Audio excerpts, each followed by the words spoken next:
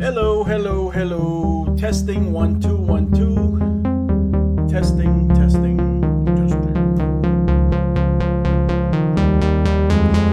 Okay.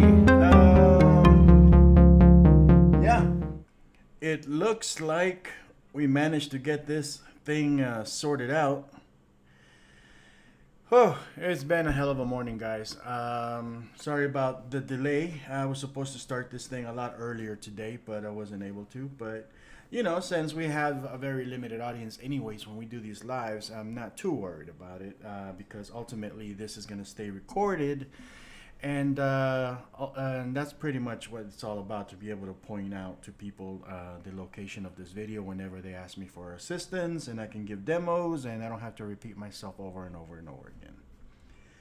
Okay, so we are talking about Billy 2.0 today. This is a character that I created a few years ago.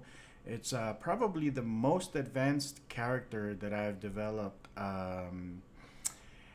It's kind of neck and neck with Kevin. Kevin is also fairly advanced, so it's kind of hard to make a distinction between which one's more advanced or not. They both use different architectures, but Billy 2.0, let's pull him up real quick. I didn't go through all installation processes. I wanted to kind of work with this as raw as I could, so that anybody working with these characters and stuff can just kind of see what I see and get a general idea and stuff.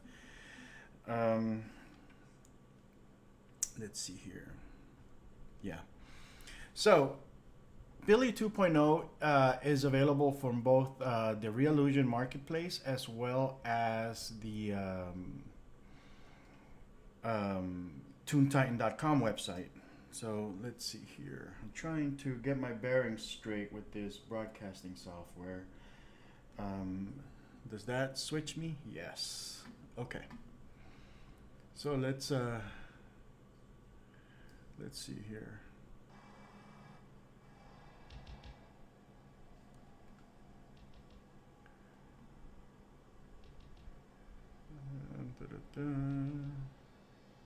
What is that? Huh. I guess that's a bot. It threw me off. I'm like, I didn't say that. Okay. So Billy 2.0. Here we are on the Reillusion Marketplace. It was probably the first advanced G2 character that was submitted to that marketplace. Probably still the most advanced one. Let's take a quick look if we can find our way around this. In the marketplace, you're gonna find there's different versions of it. We have a starter pack and a stylizer kit and color presets and just the base character. So you have your choice as to how you're gonna start. So let's take a look at this Billy 2.0 starter pack, and we'll kind of go through what's inside of it. Okay. So inside of it, you're gonna find the different body parts that are interchangeable. You'll find a collection of what I call stylizers and some starting clothing items. Okay, so this is also available a la carte from toontitan.com. So here are some preview images. Let's see here.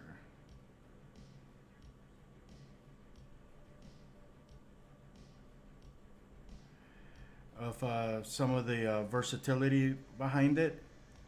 So, okay.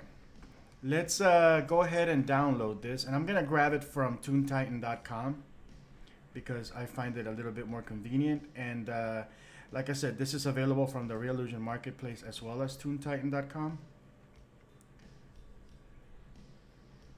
So, I'm going to start with the base model.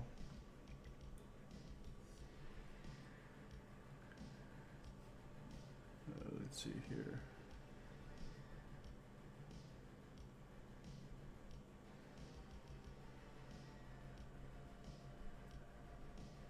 Forever. Yeah. Yeah. Yeah, it took forever, man. Technical issues, gremlins, they creep up on you. So, if you are familiar with toontitan.com, this is where I upload a lot of my commercial products. They're usually available at a discounted rate, so usually about half off of whatever it is at the Reallusion marketplace. Because basically, I'm not having to pay royalties to anybody. So, uh, and they are digital rights management free. So, if you want to be able to use this in multiple computers across multiple accounts, and you hate watermarks, I highly recommend this version. So here's the base model. Let's see here.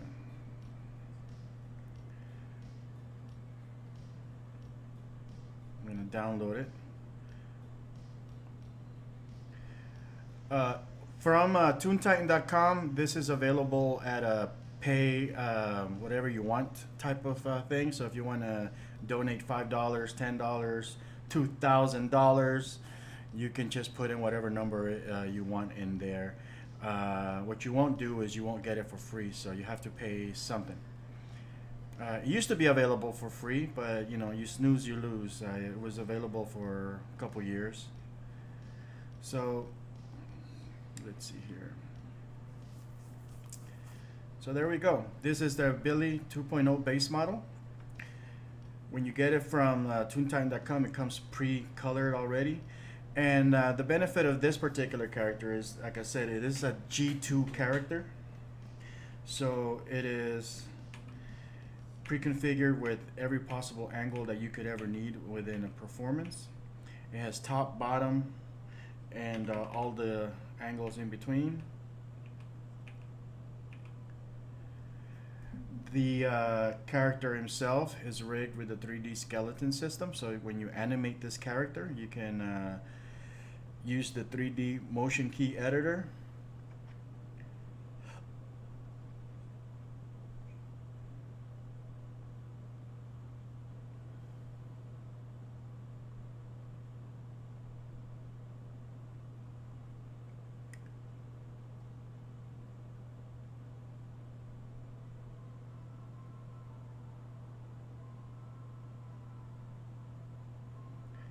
So we're just kind of taking a quick look at some of the articulations.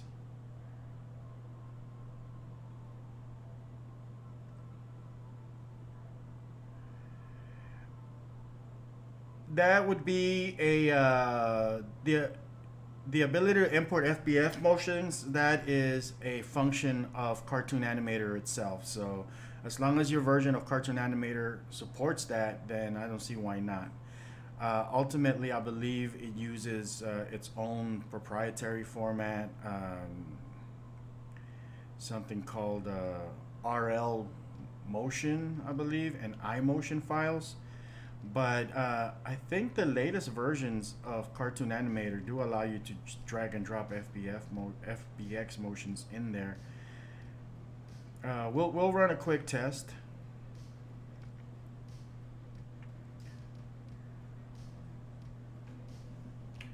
So the brackets on your keyboard, the left and right brackets allow you to just kind of spin them around.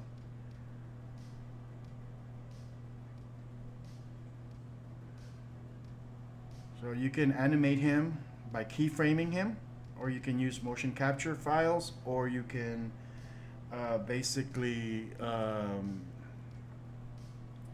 use the predefined motions that you can get either at Mixamo, or at our Actor Core, the Reallusion website, or the marketplace. Let's see if we can locate some motions that we can test them with.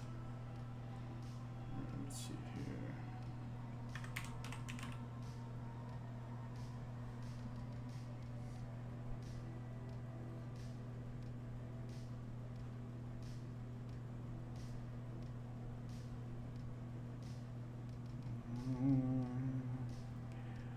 Looking for some mocap files on my computer. Hey Tasmi, how are you doing, bro?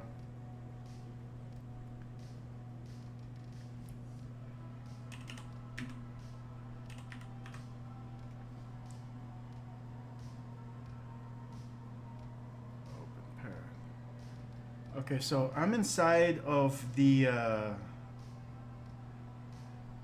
Reallusion templates folder. I think these are motions that belong to iClone, and these are going to be in the RL motion format. So, you know, just on a whim, I'm going to drop a couple of these and see what happens. So this is something called failure.rl motion. Okay, it won't work. It looks like it's been created for that coyote character. Let's try human. What is this? Fallback zombie. That fails. That's an iMotion file. Shot 3 times. Okay, so these motions will not work. Let's try from inside of the program.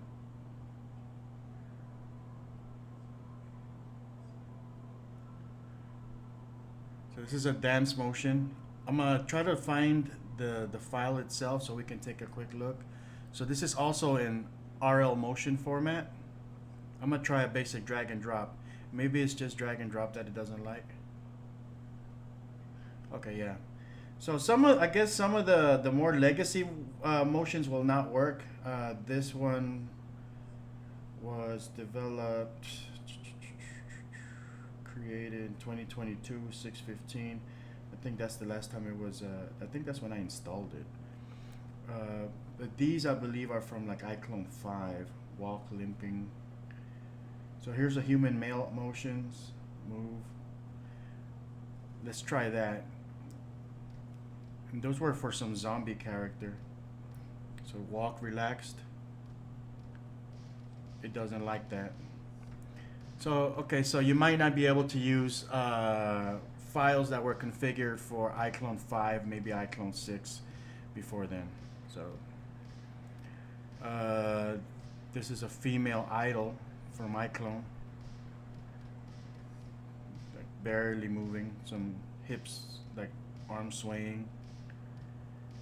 Female walk. Okay, so I'm going to show you guys this walk motion real quick. So this is a female walk motion. By default, it was created walking back to front. But because this is basically a 3D character, I can go back to the first keyframe, change the angle. The motion stays the same. Just the angle is different. We change the angle again.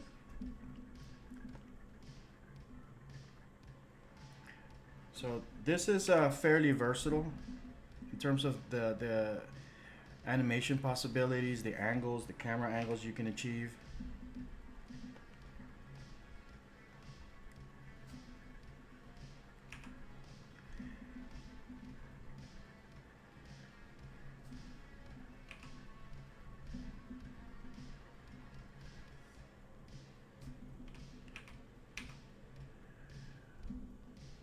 Let's see here.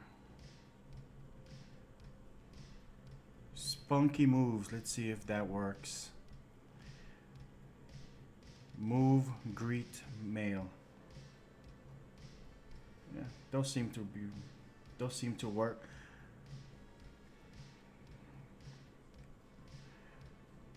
And I'm gonna try to find an FBX motion, see what happens when we try to import that. But a lot of it is just a function of the program itself. You can always use 3D Exchange to take any motion and convert it to the proper format. So technically all motions will work as long as you can convert them to that non-standard or human character that's kind of universal for Reallusion.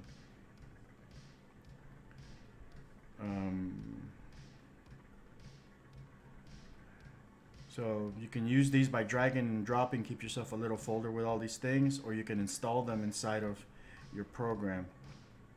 I'm going to run a second copy of Cartoon Animator because I want you guys to see what happens if you grabbed this character. And I'm going to start the official demo from here, because if you got this from the Reallusion market. Okay, looks like we're back online. Is everything good? Can everybody hear me? Can you hear me, Sphinx?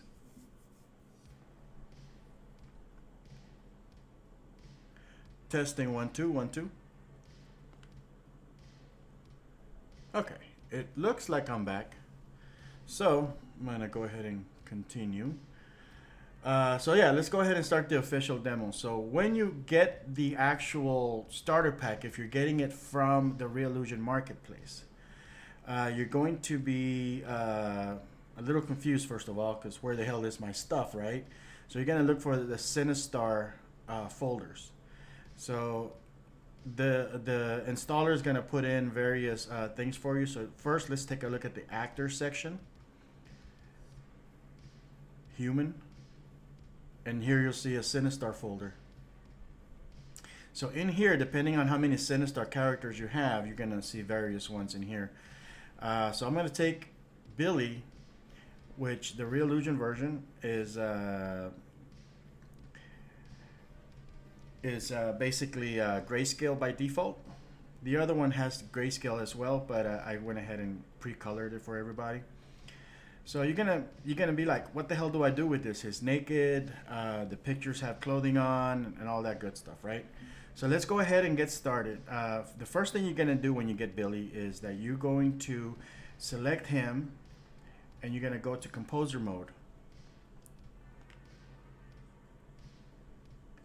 Okay, now that you're in composer mode, you're gonna have access to various parts like heads and mouths and eye sprites and all sorts of stuff, right? So the more packs that you get that are compatible with this particular character, the more customization options you'll have without necessarily having to learn how to draw or anything.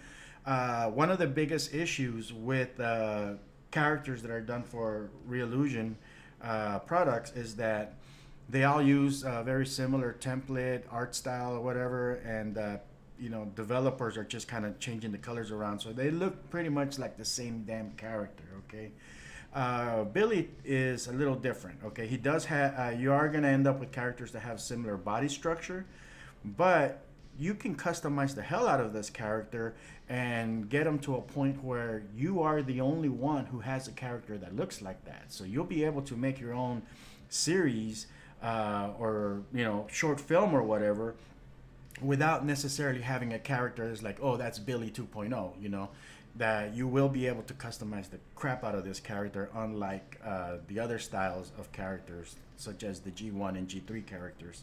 So let's go ahead and I'll shut up for a little bit and I'll go ahead and move on.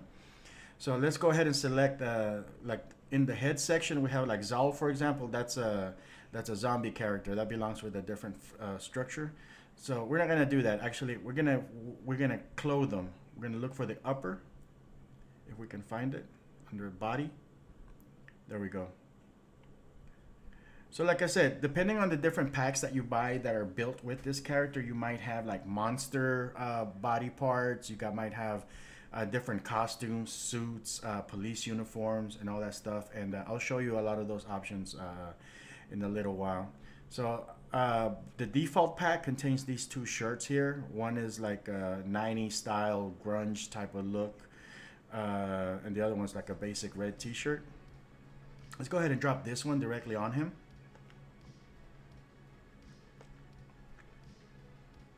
So now we have a character with a shirt.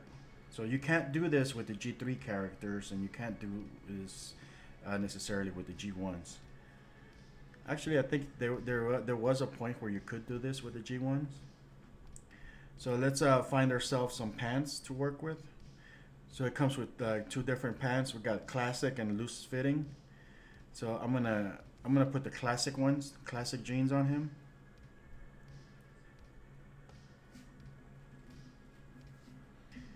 So the classic jeans basically are a little bit tighter, and they have this little rolled up thing on the bottom part of the pants, whereas the loose fitting ones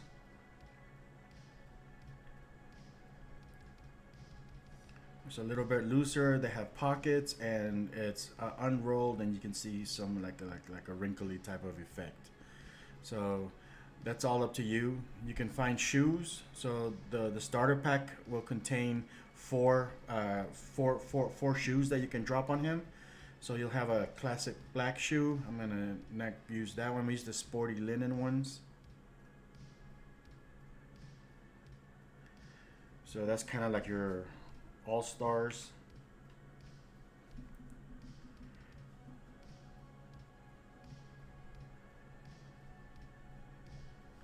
So the fancy leather ones, they're kind of like polo style boots.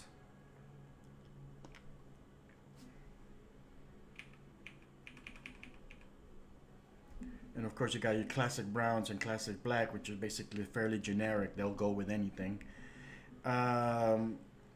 Let's say later on we downloaded a different type of clothing, a shirt or whatever. We can go back in there and change that shirt at any time. Okay, so what do we do next? So next you'll probably want, let me see if I have any hairstyles that I included with this starter pack. No, he doesn't. But I'm gonna go ahead and download one from Toon Titan, and I'll show you how that works as well.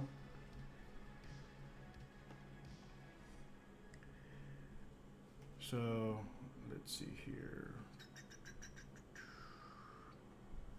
Go to toontitan.com.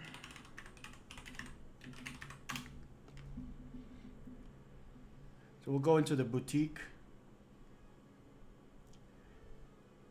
Got different color hairstyles, props. Like there's a police hat right there. You know, if you like, if you want to give them a police shirt, dress them up like a police officer.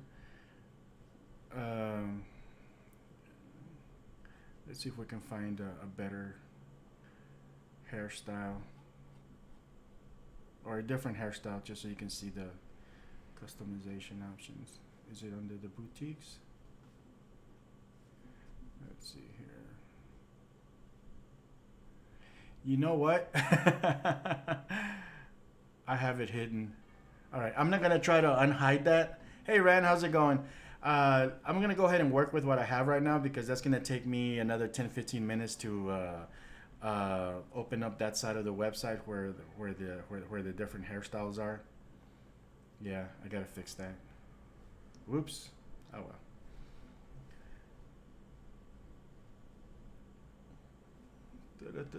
So let's go back here. Let's not worry about the hair yet. All right, so needless to say is while you're in the composer mode, you'll be able, depending on the different packs that you have, the different body parts that you have, you can switch out his hairstyles. You can switch out his eye sprites, his eyebrows, his mouth, his ears. All the body parts are interchangeable, and they work pretty damn good. But you still have this kind of a messy, like, black and white character. So we're gonna go into what I call the stylizers, and that is in the main canvas. You go to the props section and look for the Sinistar folder. Billy. So if you have different characters, you're gonna find a different folder for each character depending on the props that come with it. So we have color props. So let's take a look at presets. So here we have the skin presets.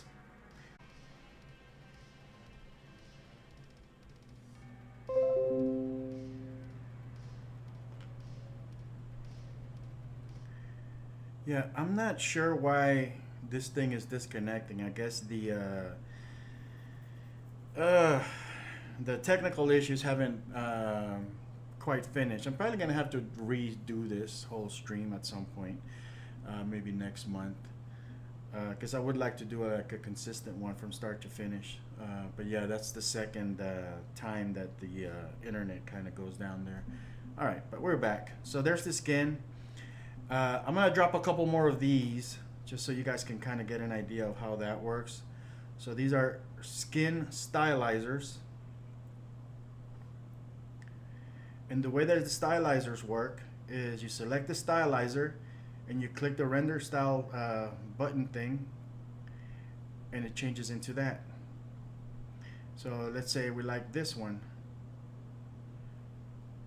and it changes into that. So next, and of course this just applies to everything that is skin. All right, so let's play around with the eyes. We got different eye stylizers. So let's drop this chestnut one. Let's do this emerald green one. Let's test out this yellow one.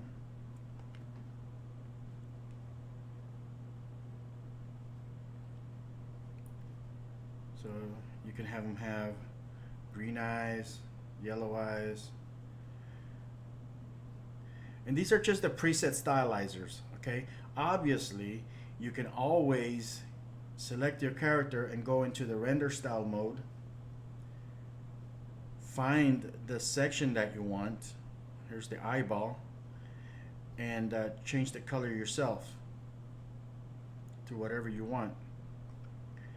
But these stylizers give you a nice little preset that you can work with. And you know, it takes like 2 seconds to do the whole thing. I like these yellow eyes. Let's leave those yellow eyes on him. All right, so now let's give him, let's see here, eyebrows. So let's see here. Let's give him this slight blue eye type of eyebrows, like that.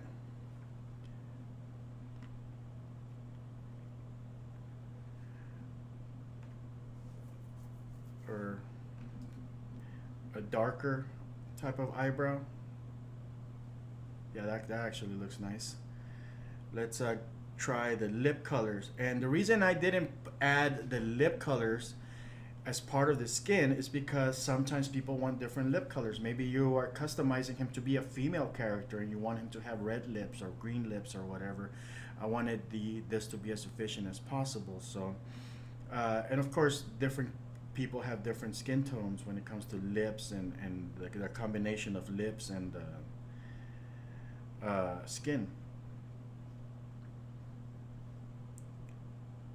So this is totally up to you. You know, at this point, you're customizing the look and feel of this character for your own usage, okay? And this is all stuff you can do without necessarily having to open up Photoshop or do any kind of weird editing outside of the program. Let's see here.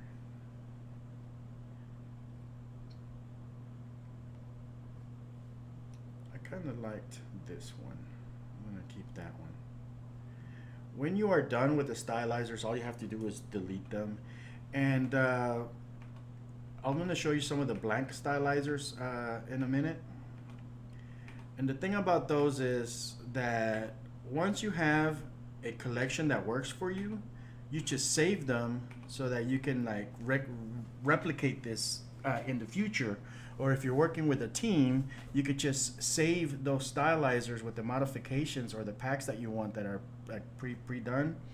Give them in a folder and just give them to your teammate, and he or she will be able to apply them to the character and just recreate that without much effort.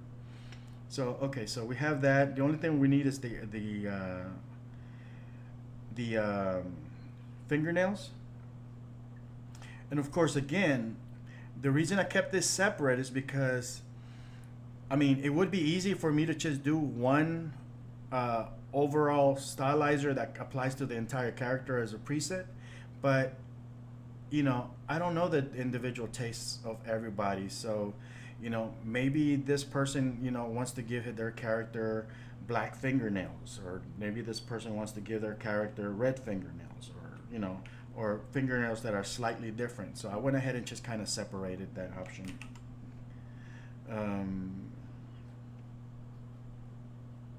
So these are your default fingernail colors. All right, so let's do some additional modifications. And I'm gonna save this guy for now. And this is just Billy with his default or configuration as we put them together right now. So I'm going to just kind of put them to the side here.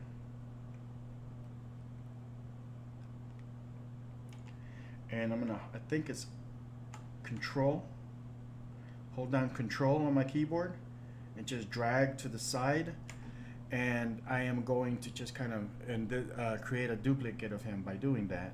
So now with this guy, we're going to do some additional modifications, and the reason I'm doing this is so we can have a side-by-side comparison of how we're doing this thing. Okay, so let's adjust his body proportions. Now Reolution does have some like basic ones that you can do as a starting point. I mean, they're pretty ugly, but it gives you a nice starting point. But you can do it each one individually, manually yourself. So I'm gonna choose this stretchy one as a starting point. I don't want it to be that extreme.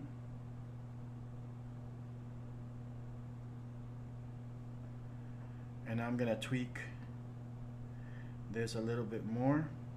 Select this mirror so that what I do to one side happens to the other side. I'm gonna bring in the arms a little bit.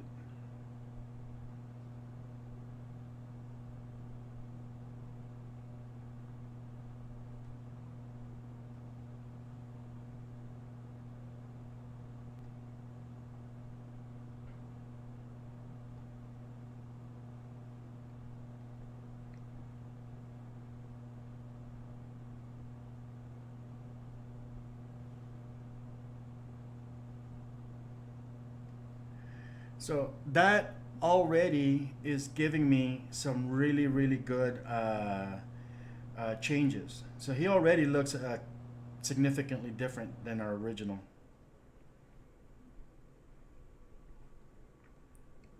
And of course I can use the tool here just to make him a little taller than the original. I mean, he's still cutesy, you know, he's got that baby aspect to his design.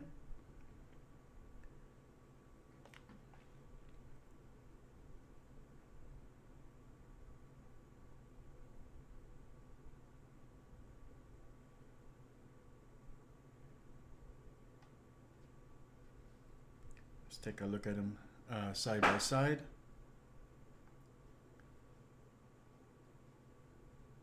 Got big hips, so those are things that we can also tweak.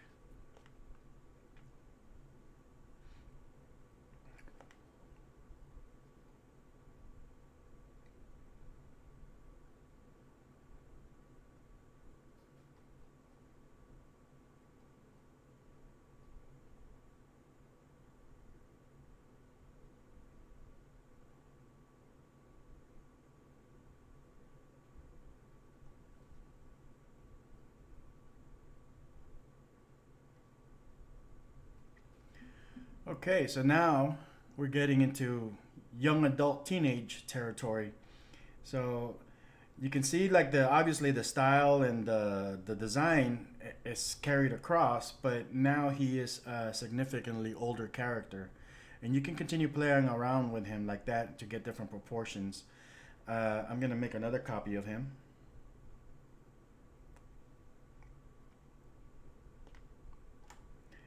But I'm gonna go back here and I'm gonna change his shirt.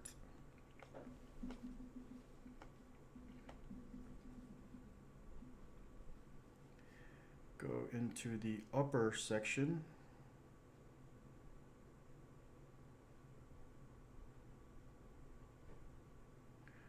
Body.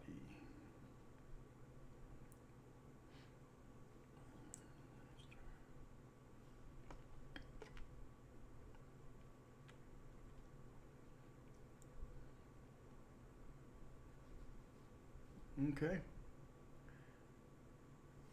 And yeah, you know what? Let's change his pants too.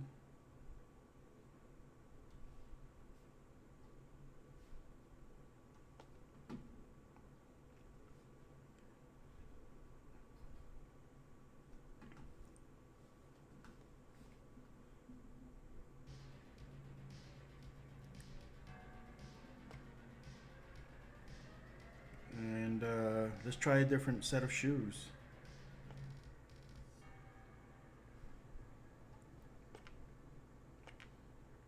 And so far, I'm just working with the default parts that come in with uh, with with the starter pack from the Realusion Marketplace. There's a lot more items here that we can work with, and I'll get into those soon. So you can see here that I had a little bit of when I changed the character, the body part, the skin got overwritten. You can bring back your stylizers and do the thing with the stylizers again, or you could just get any other copy of that same character and carry over the styles from that character into the new one.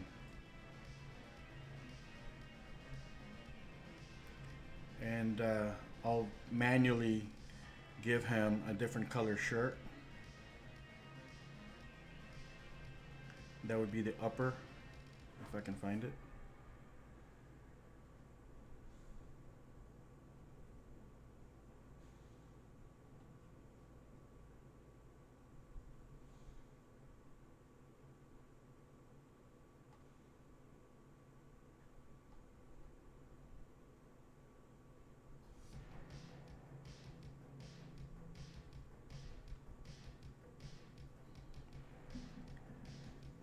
All right.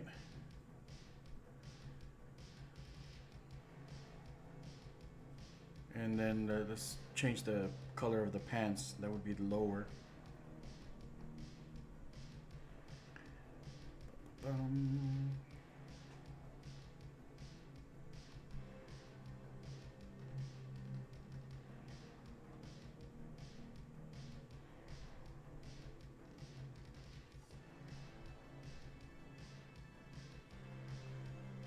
and lower two is that the outline, I think, or it could be the little thing. We'll find out. It's been a while. Yeah, it's the outline. And lower three would be this thing at the bottom.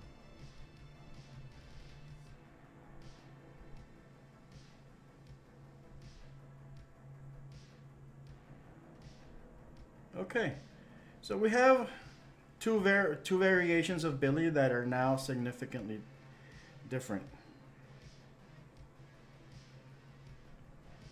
Okay, so it goes from being a preteen to a teenager. I'll make another copy of him.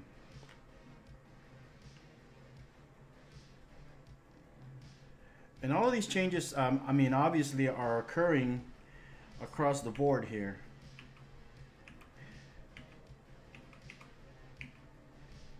In every angle that you want to use. As a matter of fact, you know, since we're doing significant modifications, I'm gonna go ahead and modify the skin tone and, hair, and eye color and all those little things again.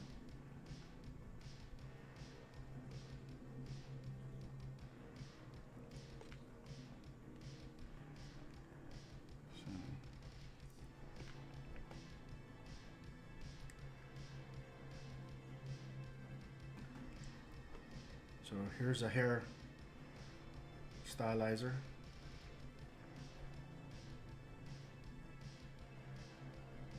Which I didn't use in the first one.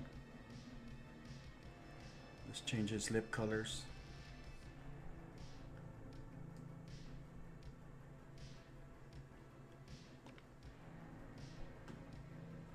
And we'll tweak his skin color.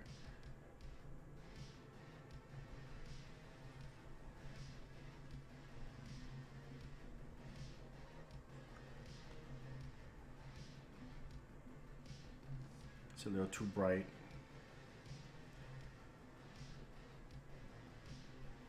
Let's see.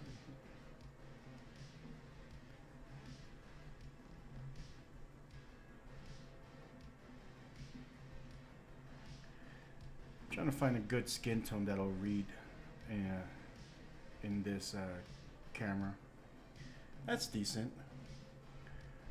But let's change his hair color so he'll stand out a little bit better in this presentation.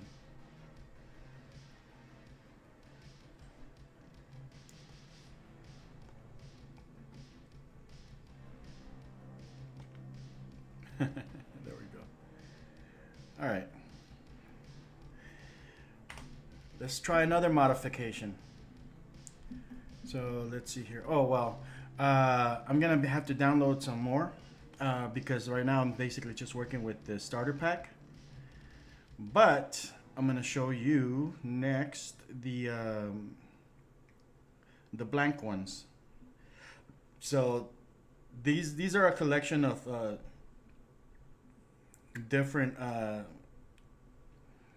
stylizers that you can use. These are completely blank. So here's like a global shading one.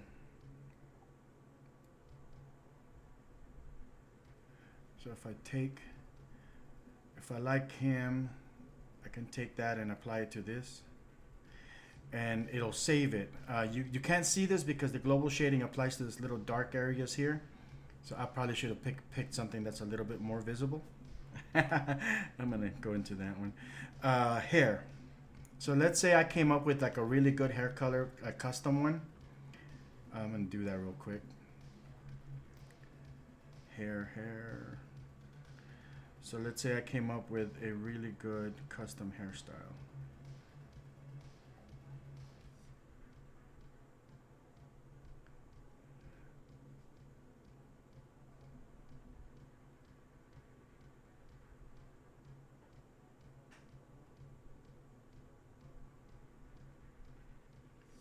There we go. So let's say I came up with like a really good custom hairstyle and I want to be able to recreate them later on. Maybe I'll delete this character or lose the character or whatever. I can just select this character and apply that hairstyle to this stylizer here.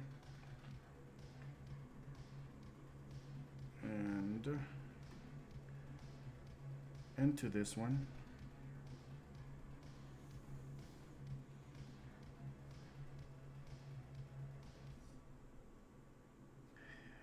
And it should be saved in here, so I can save these to my desktop, and then later on I can bring these in here and apply them back into any of these other characters. So that's a good way to also share colors and stuff. You can make an entire website of just color combinations for characters. You can, just distribute these as you want.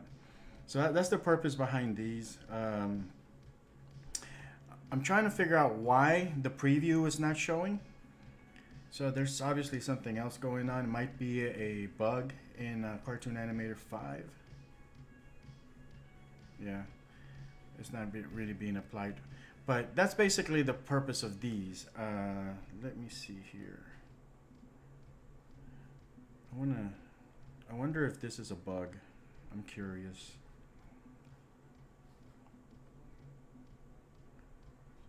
Find file.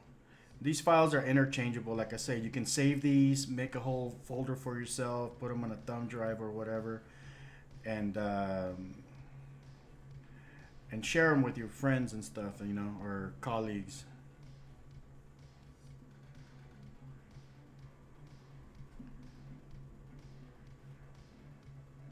Yeah, Reillusion has done some changes because it's not even dropping it in there.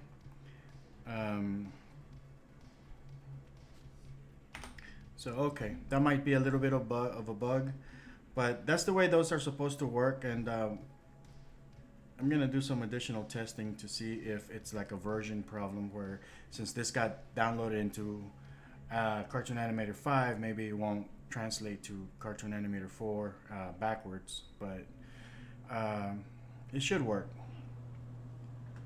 So let's see here. What else do I have?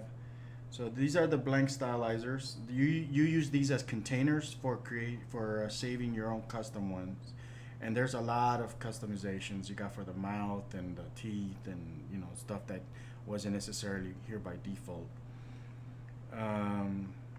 Presets, nails, lips. Okay, so that kind of goes through all of the starter pack, the one that you get from the marketplace at Reillusion.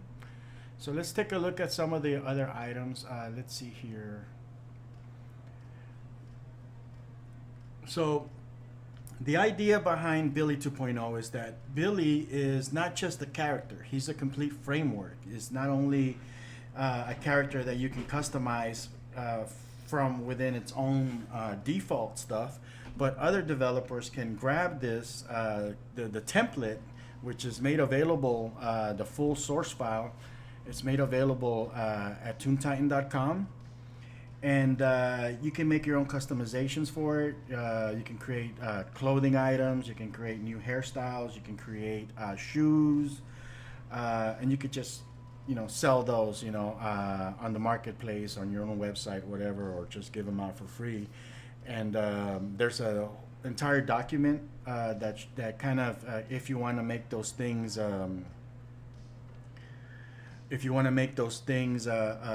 like really super compatible, that there's a document on toontitan.com that goes over like how you're supposed to configure the colors and the joint systems and stuff like that, so that they match perfectly. Let's see here. So I'm at the Reallusion website. Let's see if we can find one of the mod packs. So here's the Lucy mod pack. And I encourage other, designers and animators and developers, to go ahead and grab a copy of this thing and play around with it, of the source file. I believe I had it. I mean, I had it for free for like the last 2-3 years during the whole COVID thing. It's gone back to being a pay-per-usage situation. But if you're in a situation where you're in a country or whatever where you need resources or whatever, just send me a personal email and I'll give you a free copy of the template. So I'm gonna find this Icarus pack. Let's see here. I'm pretty sure I don't have to pay for my own stuff.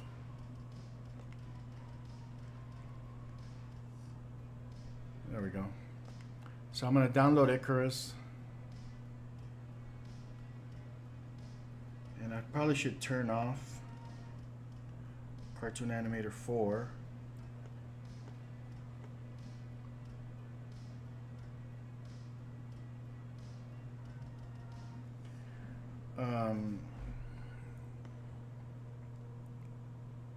Let's see, original download for older versions, blah blah blah. What does this say? Tick the check boxes. Okay. Press refresh. Let's see here if it shows up. It's not giving it to me.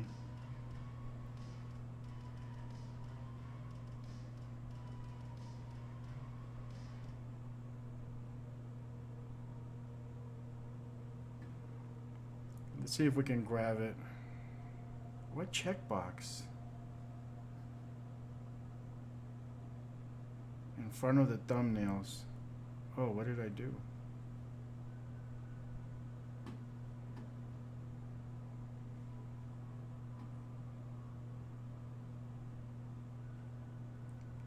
What the hell are they talking about?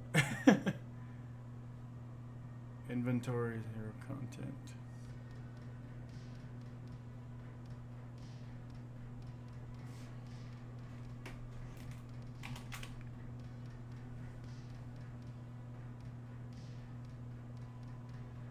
Let's see if we can find them. All products. It doesn't give me options for Cartoon Animator.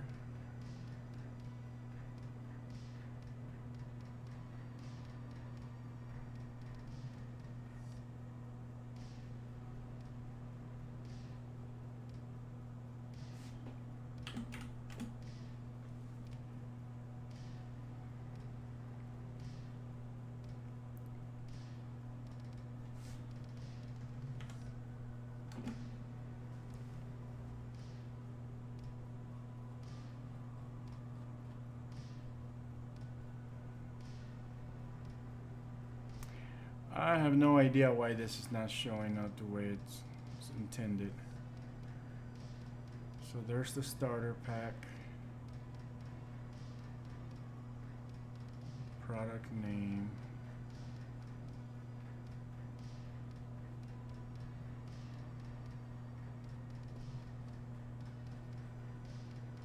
Shoes.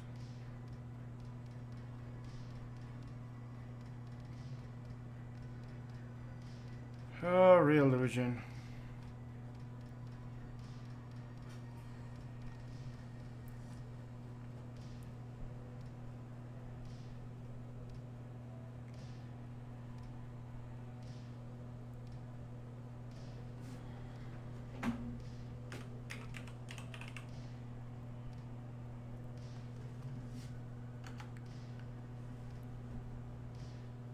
Why is it not showing me my items?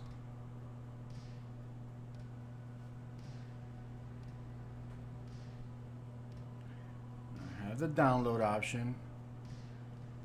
I mean, there's not a lot I can do about Reillusion's, about their own bugs, you know?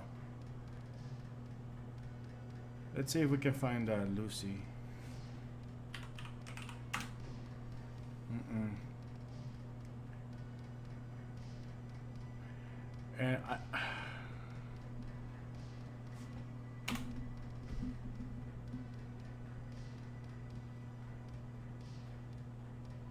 so according to this,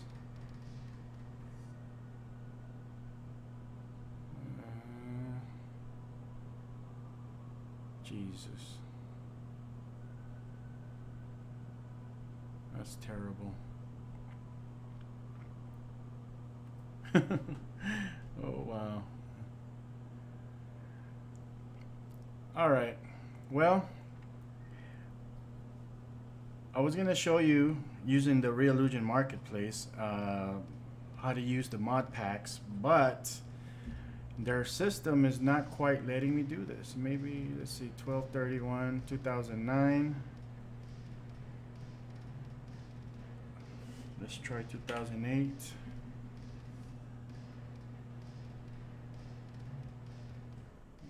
These are plugins.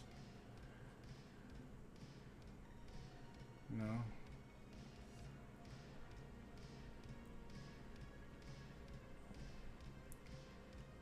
I'm gonna give it one last shot in good faith, but I really don't think this is gonna work.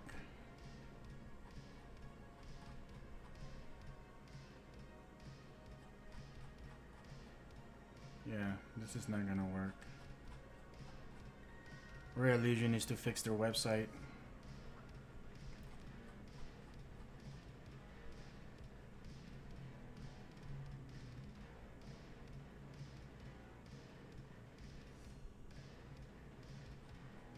Okay, well, I'm gonna have to do this freaking presentation all over again when they fix this stuff, and I can give you all a more efficient way of like showing you how to use it from their website. But let's let's forget about their website, and let's focus on toontitan.com then.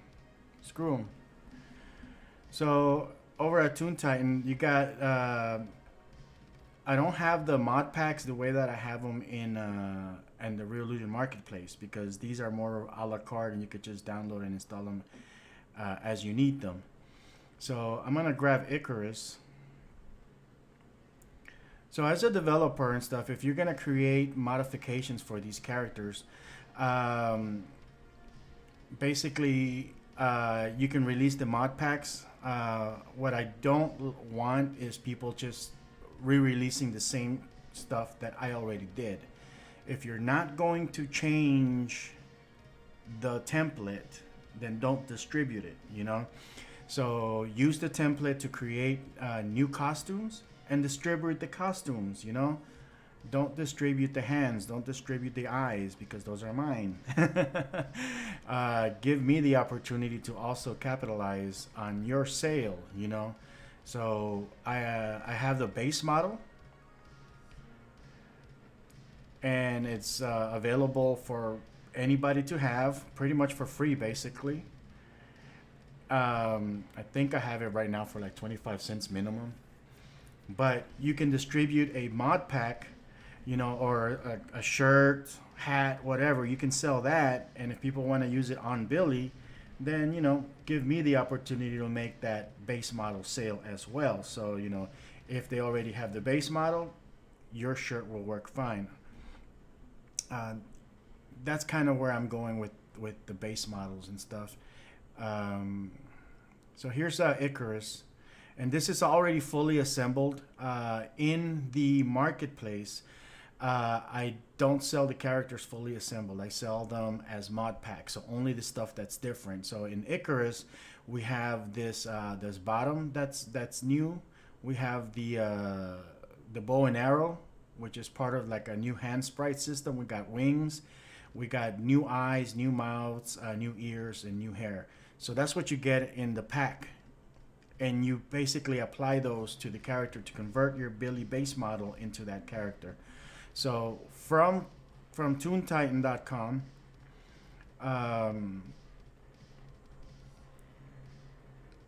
you could just grab the character and it'll be fully assembled. Let's see here. I think there's a video here also, by the way. So, oh, okay, that's a tutorial on how to do the arrow system. I guess we can take a look at that in a minute. So I'm gonna go ahead and grab this base model. Camera, canvas. There we go. So this is what was downloaded from toontitan.com. So we have the complete actor, and we have a collection of props. And these could just be dragged and dropped, and you can save them to wherever you deem best fit.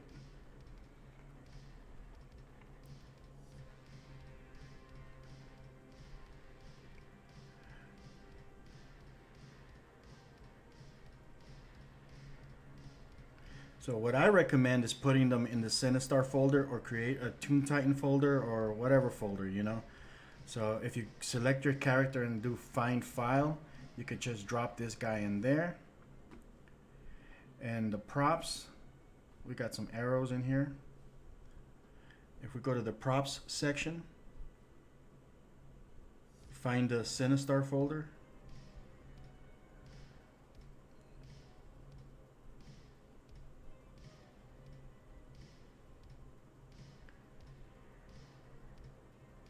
I'm just going in until I can get to an actual prop and just kind of open it up in here.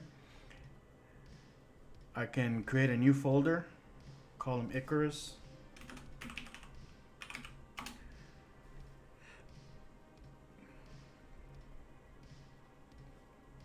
And just copy those there. So now they should be available inside of your program, or you can continue using them from drag and drop from the outside. So, okay, so here we go.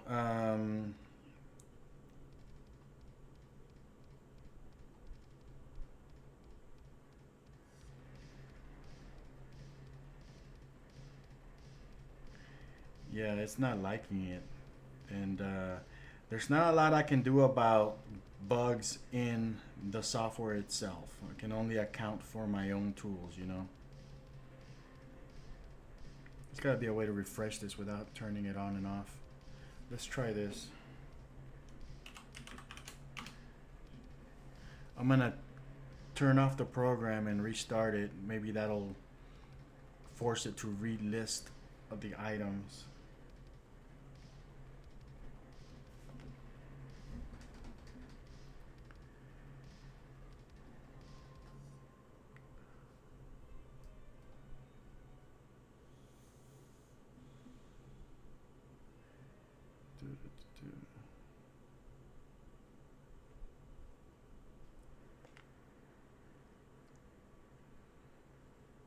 Okay, so let's see. Let's try this again. Maybe we got them. So props. There's the Sinistar folder. Billy. It doesn't like it. So we're gonna have to work around that. I wish I could demonstrate this the way it's supposed to work. I should have just stuck to Cartoon Animator 4. Alright, so let's see here. Let's see if the actor came in. Yeah, it's really not liking it.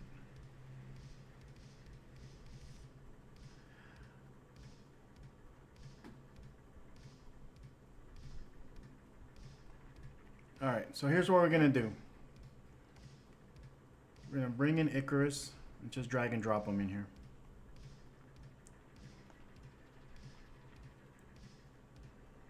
So in the mod pack, if you had gotten the mod pack, you would have had the hair individually.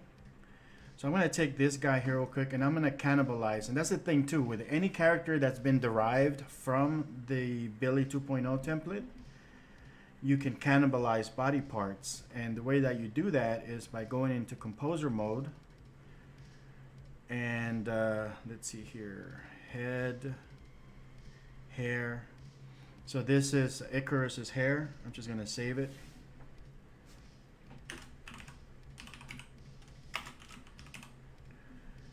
And it'll just get saved to your customs folder. I like his ears. I'm gonna cannibalize those.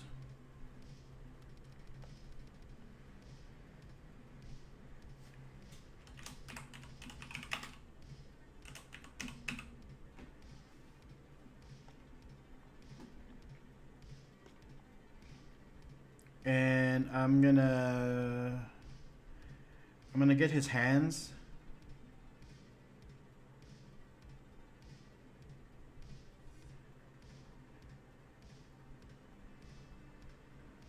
Save.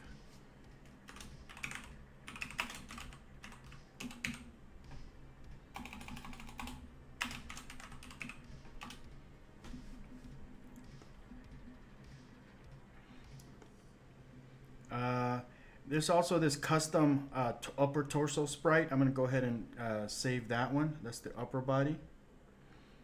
I think this is like a leather strap.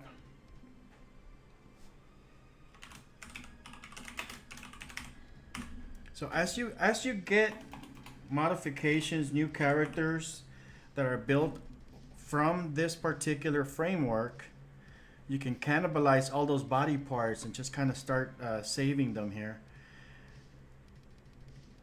Let's see, lower. And then you can mix and match them with the other characters.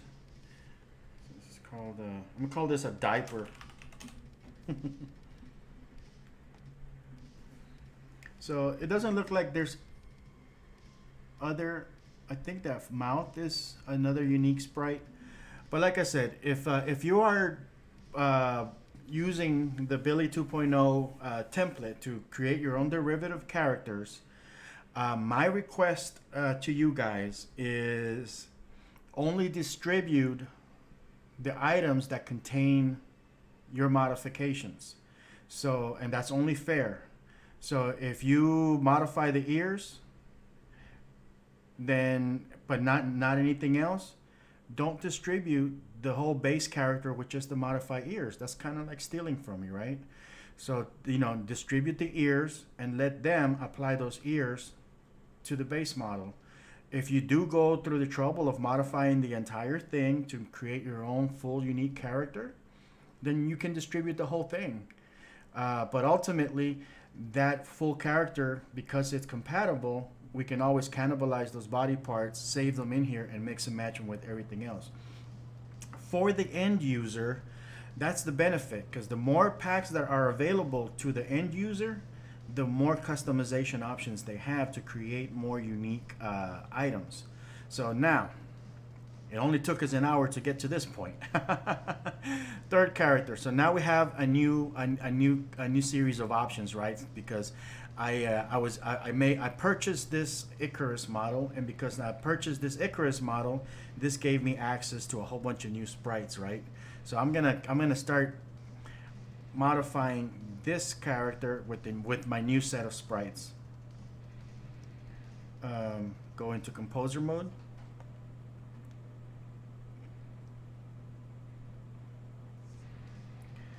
and I will go into the hair.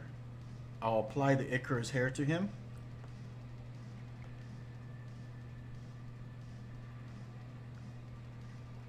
That's crazy looking.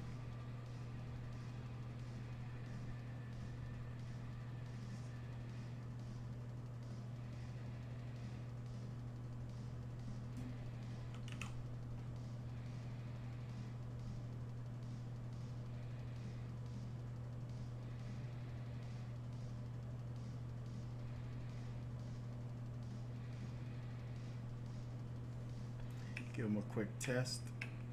Doesn't look too bad. Let's go back here. Oh wait, what else can we put in here? Let's give him the strap.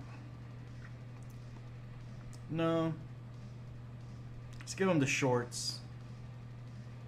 Or the diaper. He's going to the pool.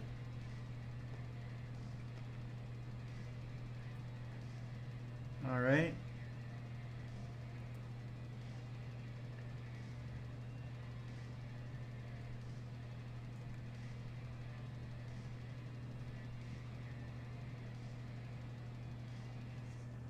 Okay, this changes skin tone.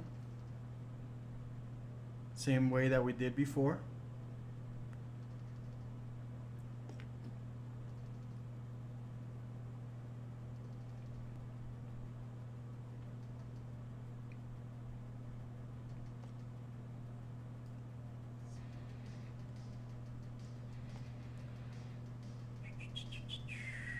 Skin. Give him a little bit more of a pale complexion this time around. It's a little too pale.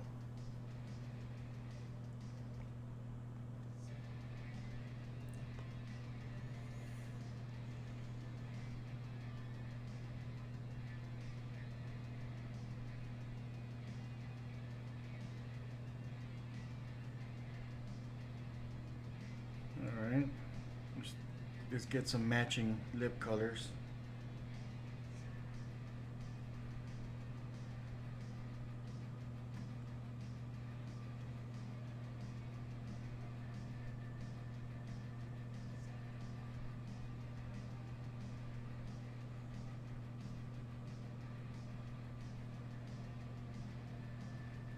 That's good enough.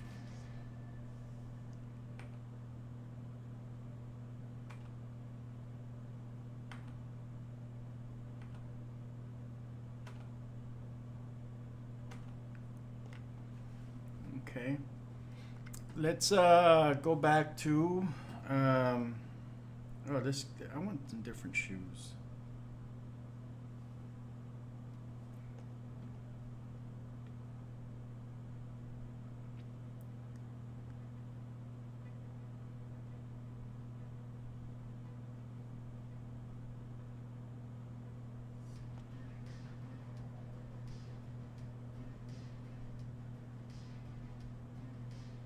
Let's use these.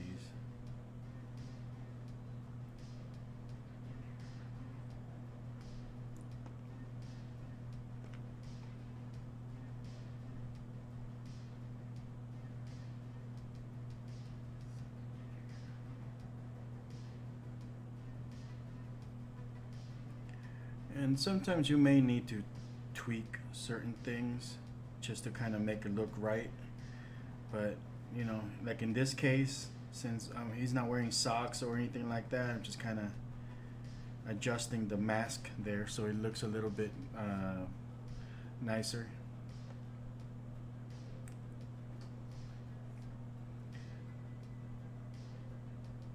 And I'm going to save this guy, move him to the far left because that's still another modification.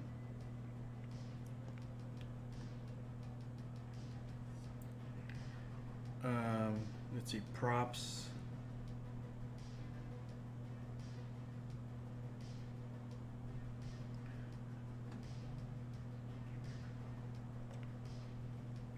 There is a wing prop that you can add to this particular Icarus character.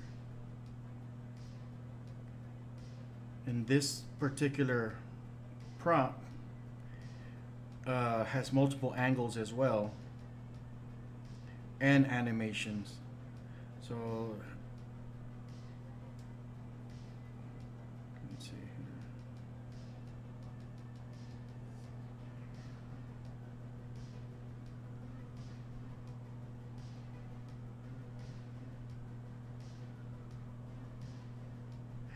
And basically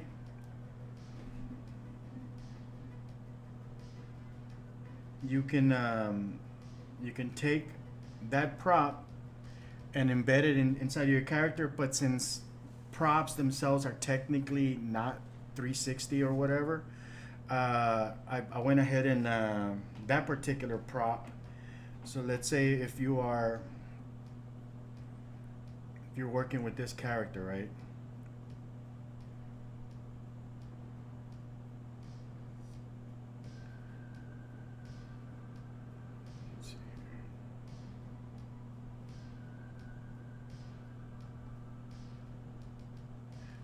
Animation.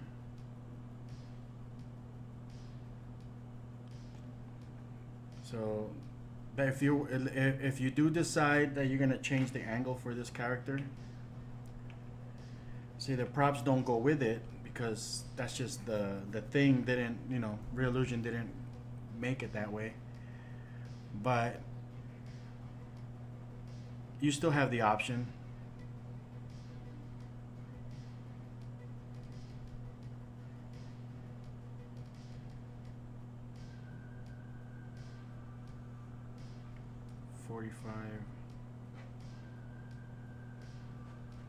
That's a different angle right there.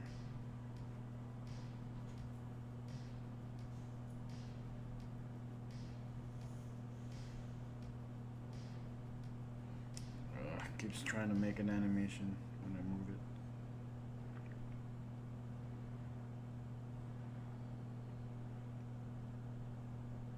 So 0, 45.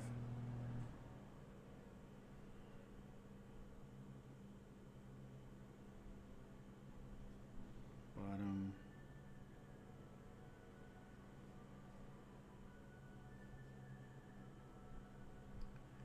Action menu. Let's do 225. Fly.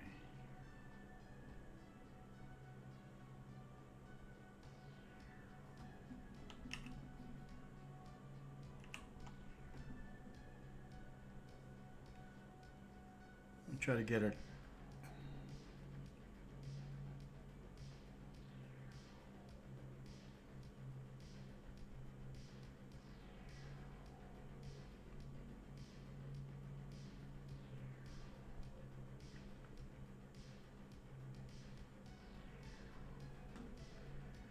Is it the 45 that I need and I'm just kind of thinking of it backwards? Yeah.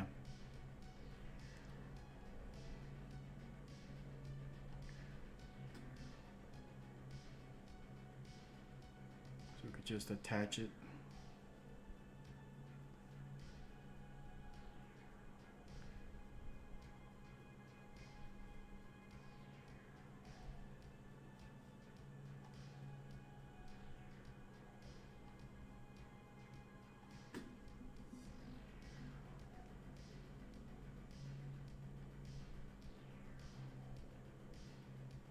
Can loop that animation with the wings.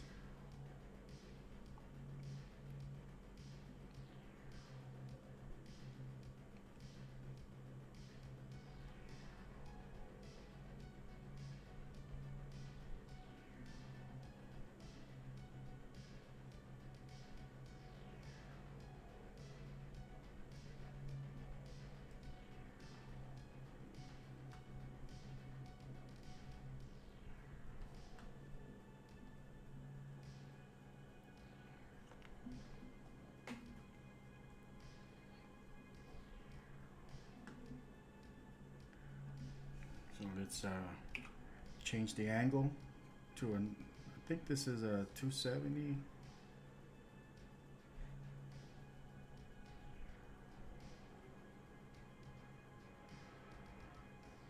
It's 90°.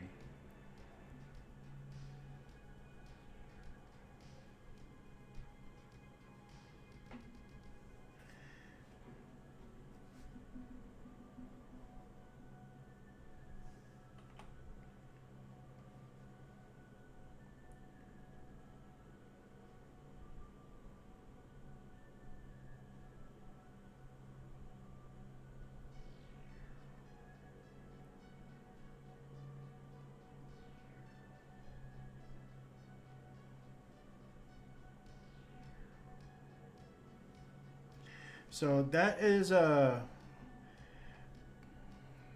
very intricate little prop, but it has like, you know, all the major angles that you need to use in conjunction with that character, or with any other character really.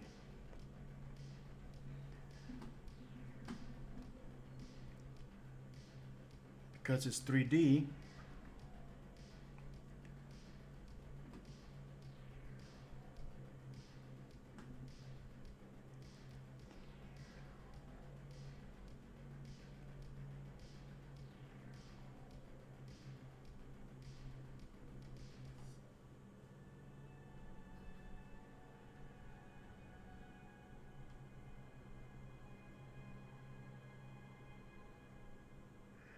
so you got a full rotation of that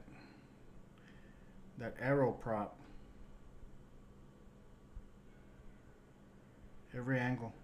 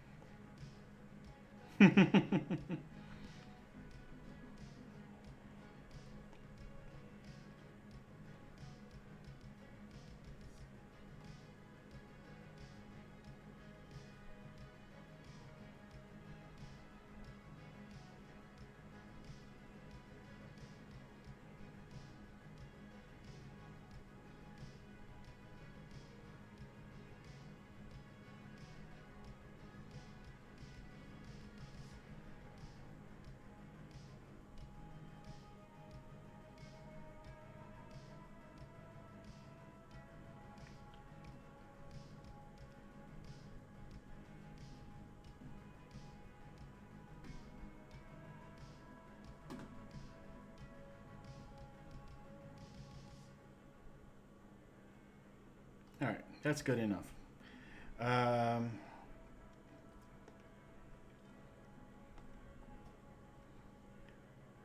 All right, so let's go back to modifying this guy here.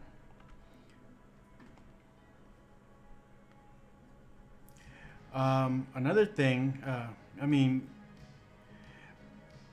I made this game a while back. Let me see here. I actually used this character. I had forgotten about this. Hero.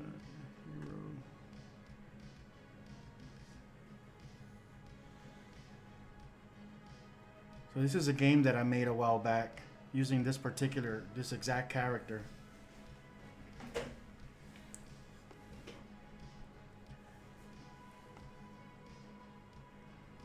For the game, I used Adobe Animate.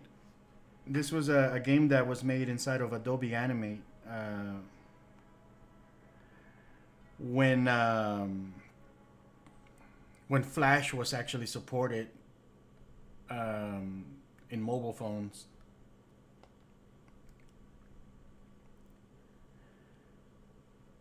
So so since Flash itself, the player is no longer supported, it's you know, it's kind of a defunct game.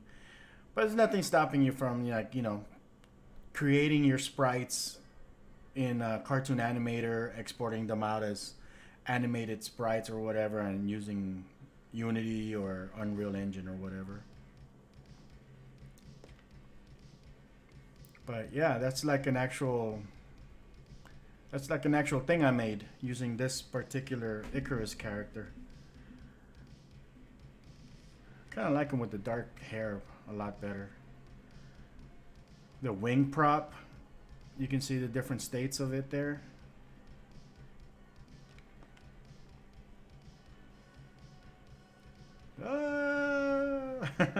He died.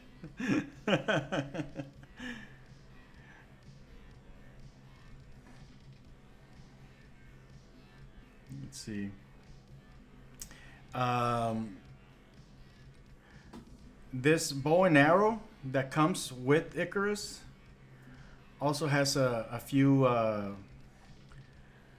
extra prop things that you can use, like different animation stuff. Uh, like this little green objects are so that you can easily grab this string a lot better. So when you animate, you can actually pull on those, because I mean, trying to grab those little lines and stuff, it's a nightmare. So I came up with this like sub prop system that allows you to still grab different points. It's kind of like a fake bone system. So it allows you to animate those things like that.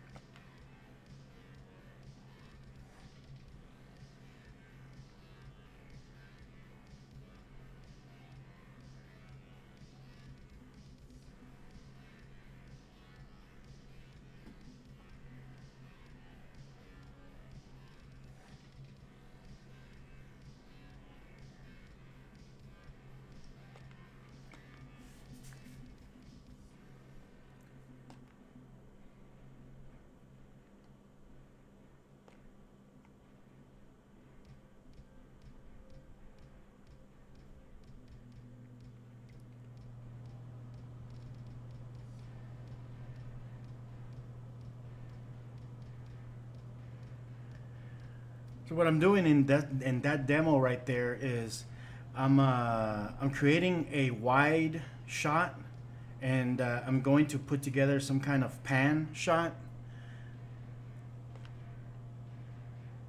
Yeah, once you have your character, you're pretty much good to go. In this particular shot here, the guy on the left, he's just gonna shoot the arrow, and that's it. The arrow basically stops there. I don't need to go through this whole animation process to from start to finish all the way over there. The camera is gonna do the rest of the work. So that's what that looks like right now. Zooming in a little bit. He shoots the arrow, but at this point the camera is going to kind of fool your eye, because the camera's gonna pan from left to right. So the camera doesn't know that the arrow kind of just disappears right there, right? Your eye is being fooled by the camera pan itself. Let me see if come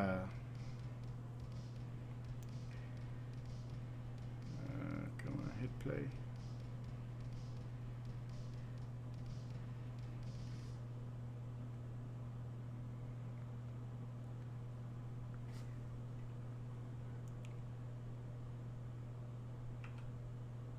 See, I'm just kind of moving all the way to the right, and there's just a bunch of garbage in the middle. As long as it's the same color, it doesn't matter. Your eye won't know any better.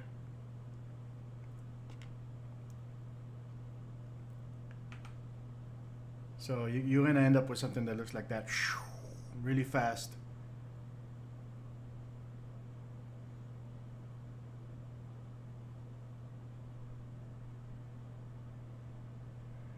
And then once we get to that other end, when the camera reaches that other end, I'm putting in another instance of Billy in there. And the same process that I did earlier where I was modifying the character, I'm pretty much doing that to this character. So I'm modifying myself a new version of Billy. I'm tweaking the eyes, changing the different body shape.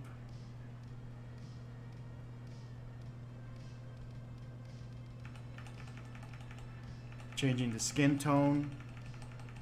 Giving him demon eyes.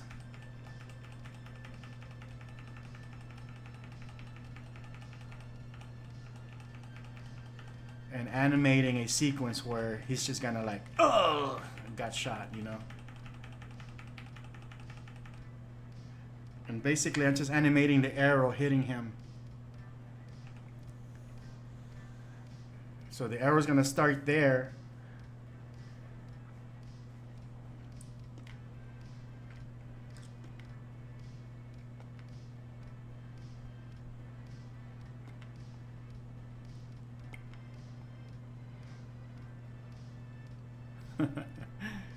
So that's all it is. This is an old Hollywood camera trick. The guy shoots the arrow from the far left. Camera pans to the right. When you get to the end, the actor already has the arrow like attached to their body or whatever, and all they have to do is act like they got hit. Yeah, this is all keyframed.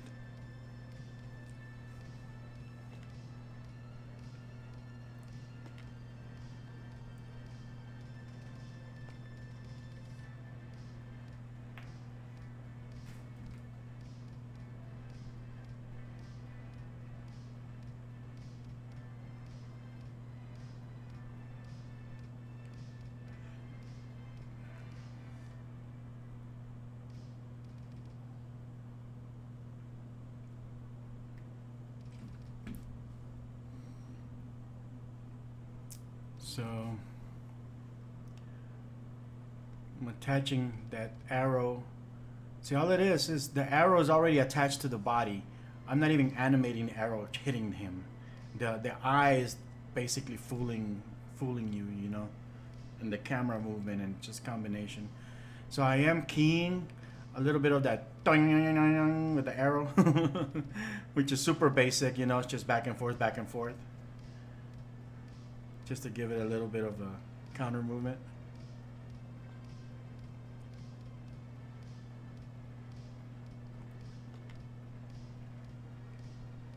All right, let's fast forward a little bit more.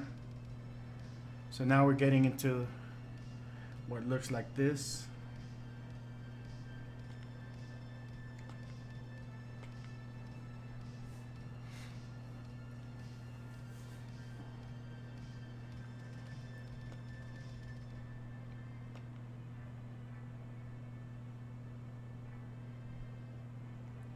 I think at this point it's just kind of getting the timing on the camera and stuff.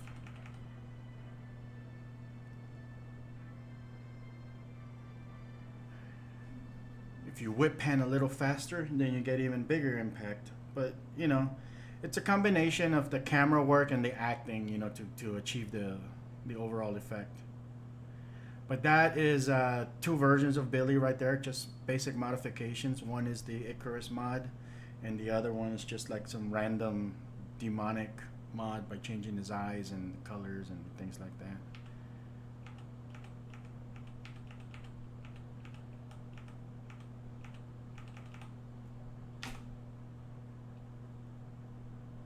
There you go.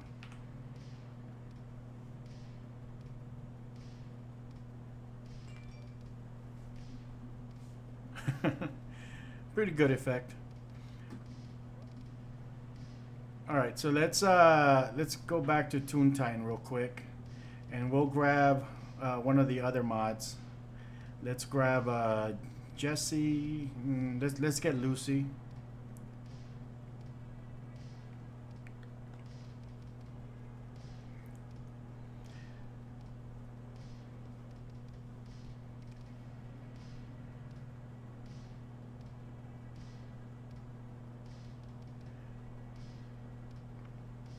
Just drop her in there. So the more, like I said, the more modifications or alternate characters you have, the more options that you're gonna end up with. I'm gonna grab a copy of this Vlacho character. This was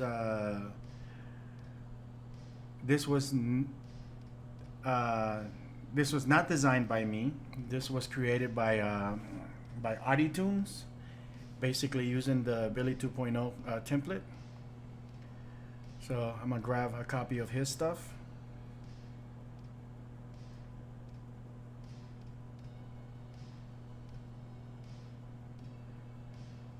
And see, and he actually read my manual, so he included stylizers and he included the character. So that was nice of him. So I'm gonna grab that character, Vlacho.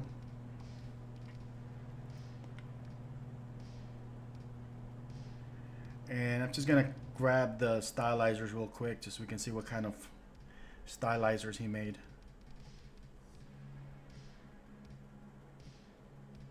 It's like white with blue. There's a red one.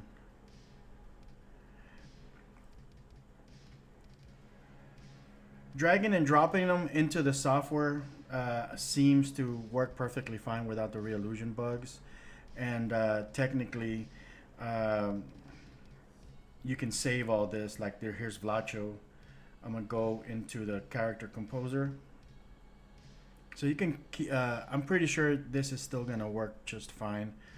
So let's see here. Actor, human. Save. Yeah, probably better if you give yourself your own subfolder. But here it is. Vlacho.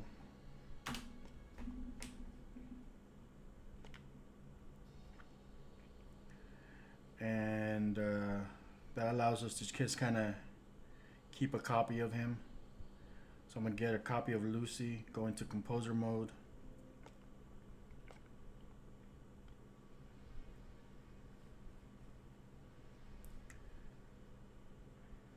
Save.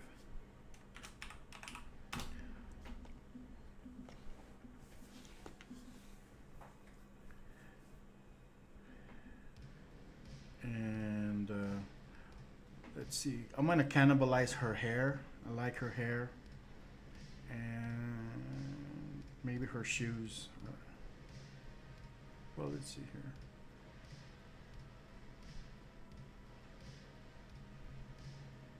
Face. Hair. Lucy, hair.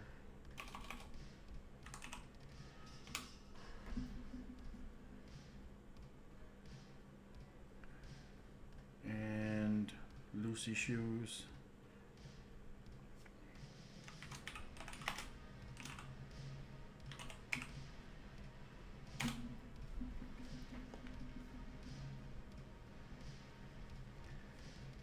And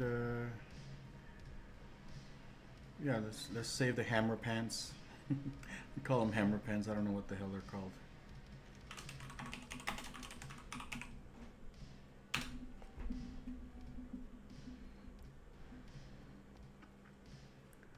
Upper sailor blouse, maybe, I don't know.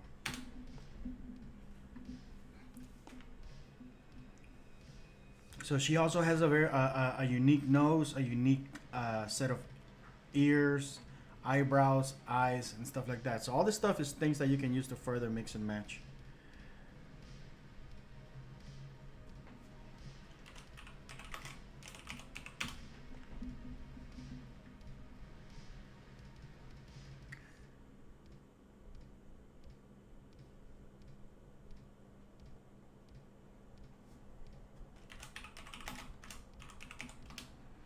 Like I said, the more modification packs or the more derivative characters you have that are built with this framework, the more customization options you have So the more original combinations you'll be able to make.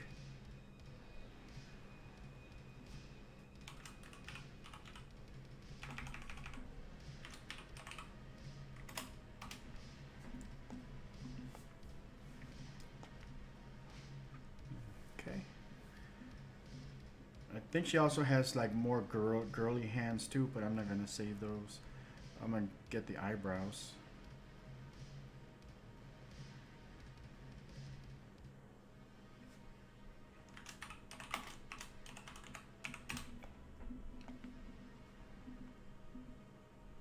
All right. So I'm gonna further modify this guy by bringing in one of Lucy's clothing items.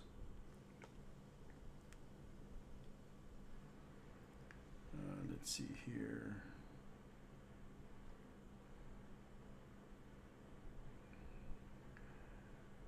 Let's get that sailor blouse. Upper. Where's the upper? There it is.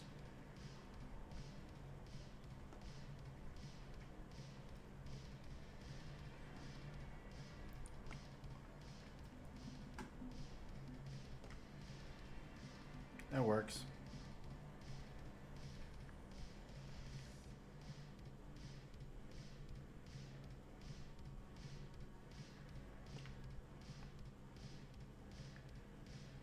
Let's bring back that skin. I should have just saved it.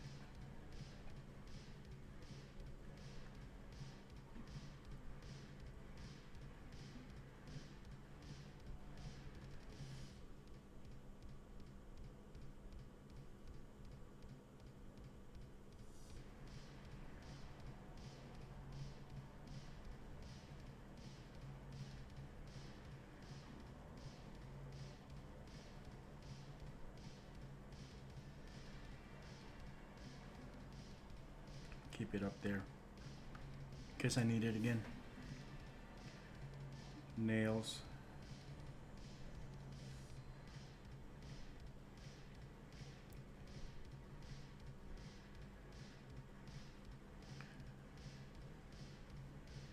Bring in some different color eyes.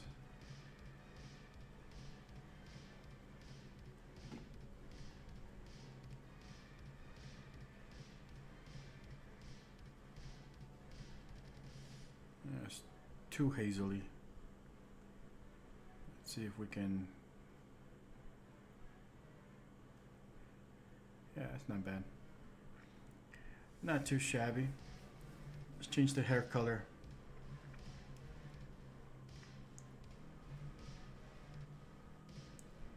I already have that color. Let's see here.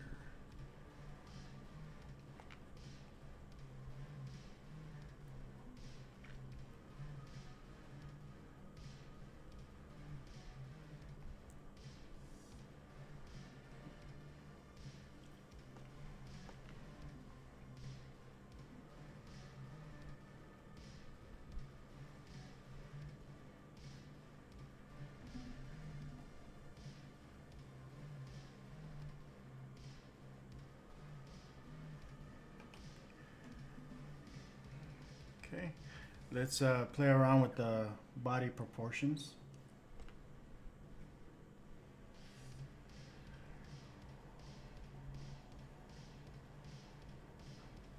Oh, thank you for letting me know. Let's see. There we go.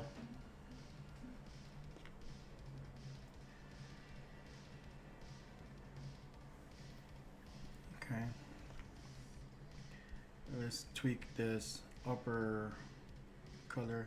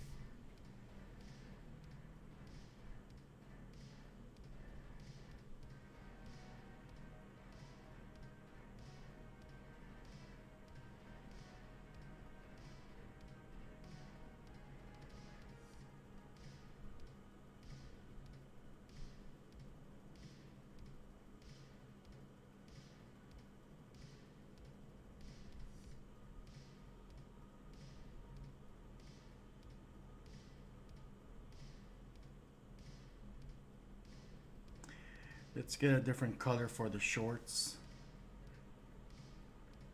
Lower to maybe just a little darker.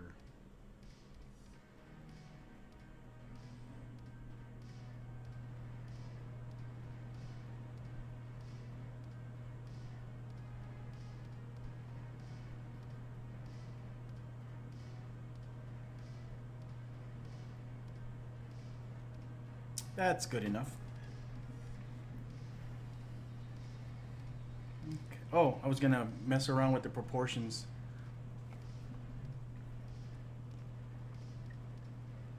Just go back in there.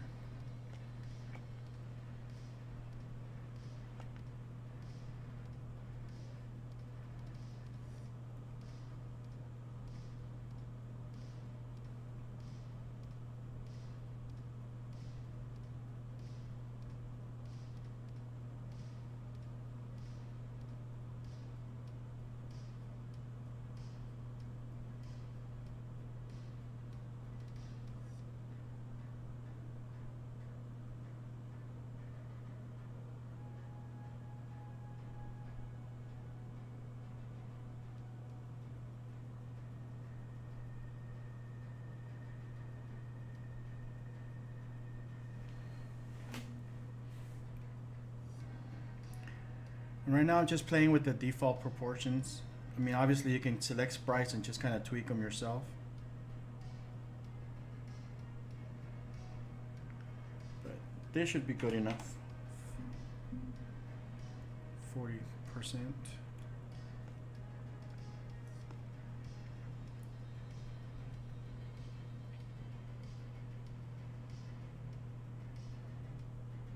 Give them a different height. And there you go, completely new character.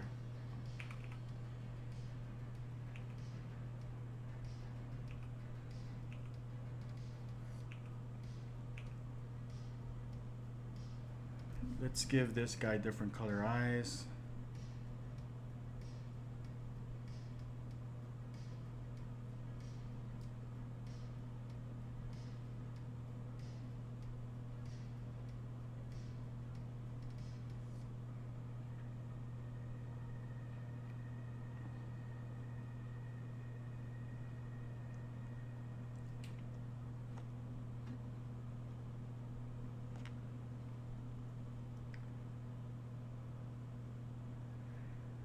And furthermore, I'm gonna, you know, it's really amazing how much of a difference just changing the size of the eyes or the placement does to just give it a completely new look.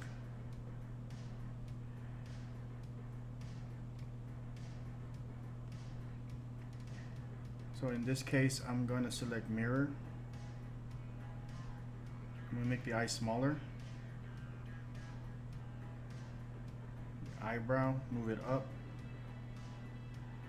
The ears, move them down.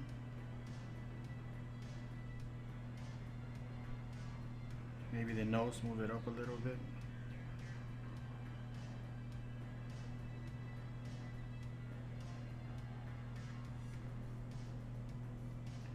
Space them out or bringing them closer.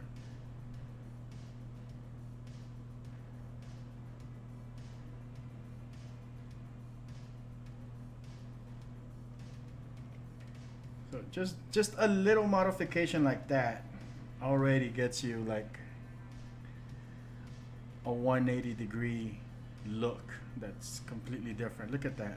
Compare that to the original.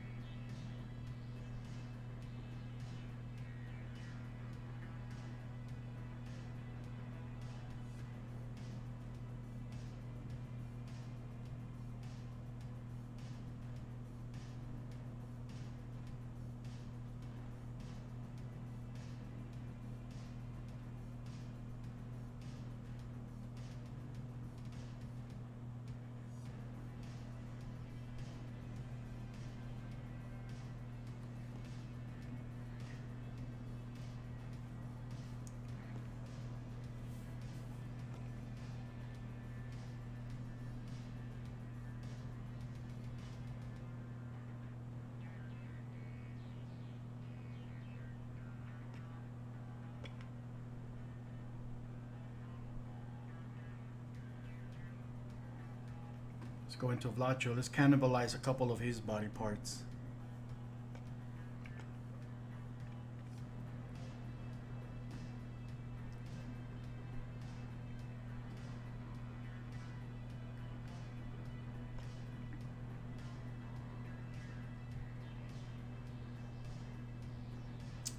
Let's see, what do I like from this guy? I like his shoes. I'm gonna keep his shoes.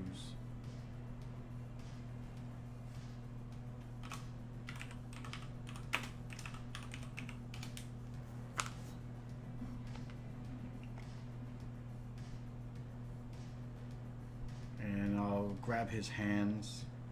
Those might be useful for some other stuff.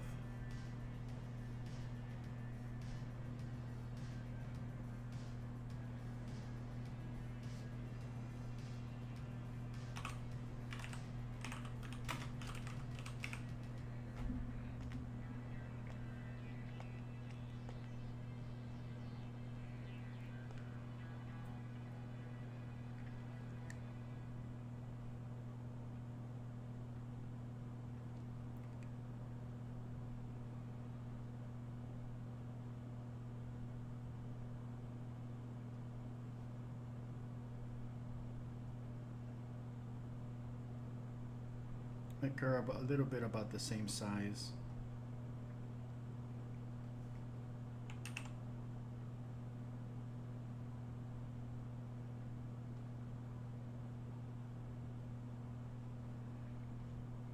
All right, so now we're gonna take this guy and make a copy of him.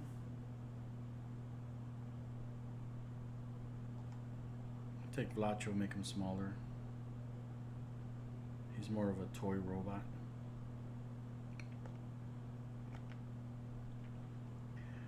So, you know, each character, so far, each character like Lucy, Billy himself, Icarus, each character so far usually sells for about $10. And so those three characters, between those three characters alone, you got all these body parts and mix and match shirts and shoes and all sorts of stuff. And you just multiply that, you know?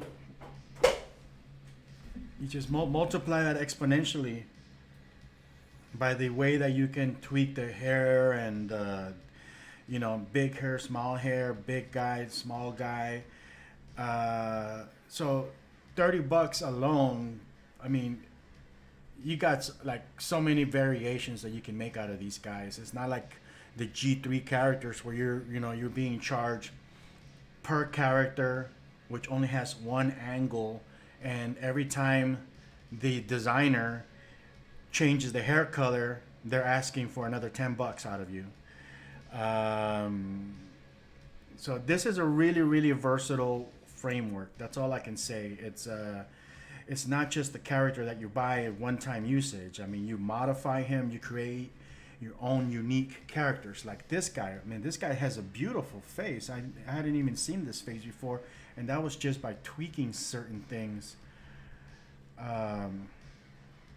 Just a few tweaks, you know, that gives me a completely new look to this character. So yeah, you can, even if you're not like designing your stuff from scratch, just taking the body parts, cannibalizing them, mixing and matching and changing the sizes and, you know, the positioning and stuff, that gets you into territory where you're building characters that nobody else has. And that's really the way it should be. If you have a YouTube channel, if you're making a short film, you really want characters that stand out as their own characters. You know, you don't always want to have the same character that everybody else is using, you know? And this one base character alone is enough to give you that kind of versatility. I'm gonna take the. I'm gonna test out these stylizers that Adi provided.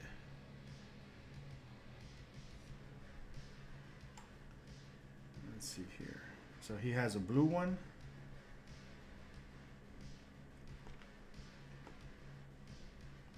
Okay, that's cute.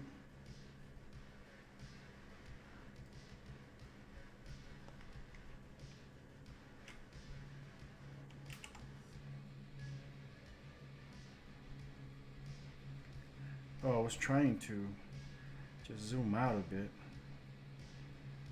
So there's, he's got a white one, white and blue. He's got a red one. It's cute.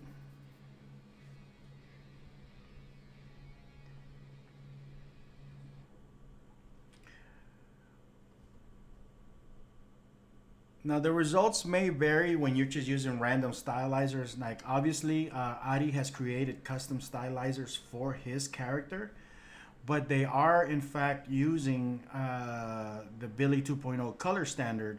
So these stylizers themselves should be compatible with these characters. So let me save my project real quick. And I'm just gonna test it. I mean, obviously the result's gonna be really wacky because it's not made for that.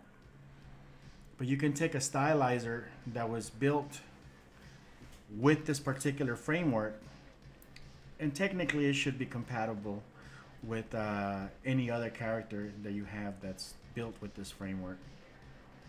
So I'm gonna take that pink and red and gray, and I'm gonna apply it to this guy. See? So it brought that over. It got the gray skin with the pink shirt and the red shorts. So it brings the styles over. I mean, results may vary because like this guy, these are completely original stylizers built just specifically for this robot character. So let me see if I can undo my way out of here.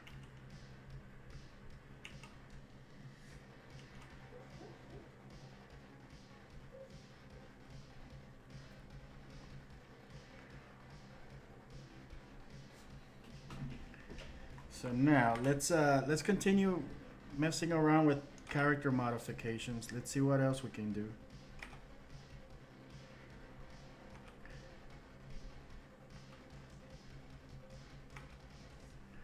So I'm gonna select this new duplicate that I created.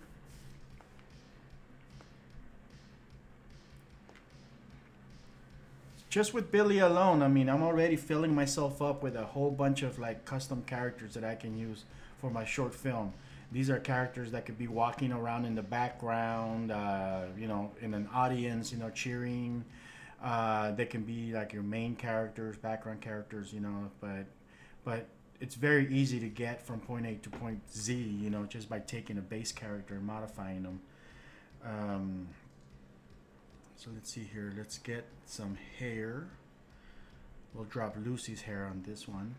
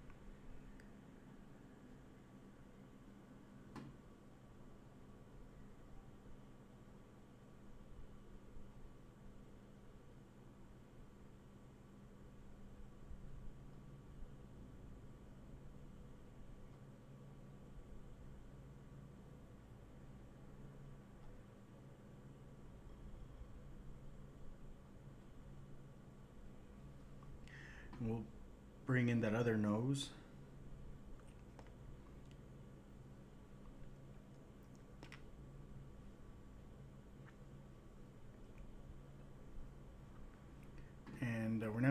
got the skin colors. That's stuff that we fix with Stylizers.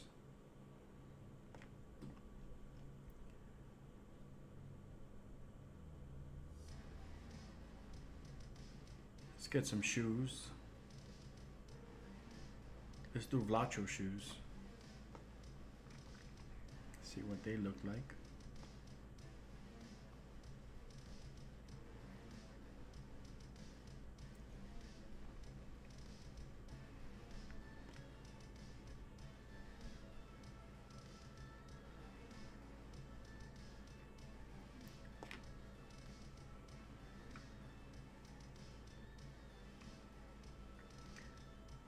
We're gonna bring in Icarus's hands.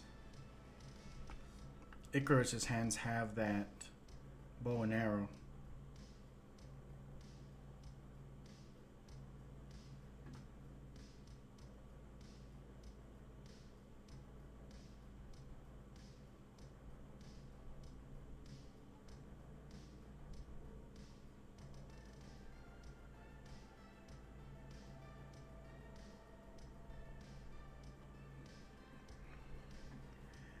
And let's get some pants.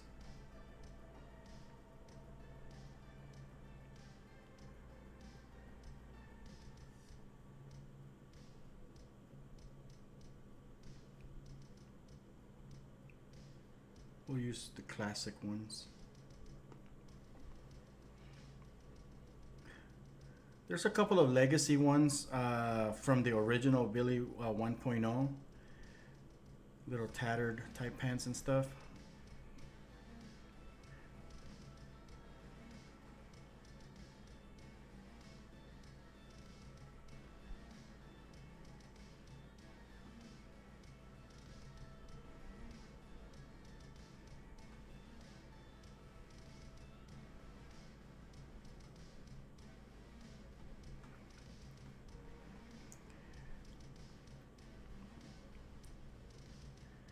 Let's see if we can find another shirt, maybe.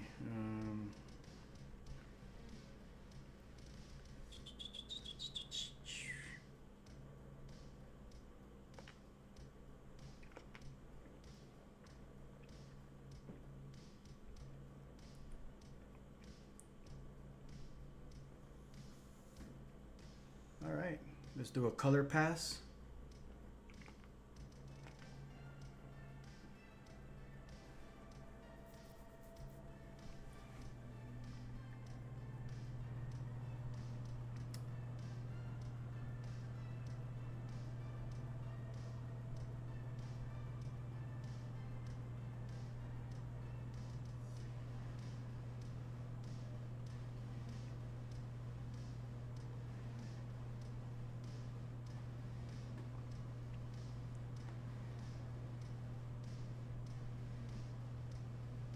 So since I used the A2 skin, I'm just gonna use either the A1 or A3 fingernails.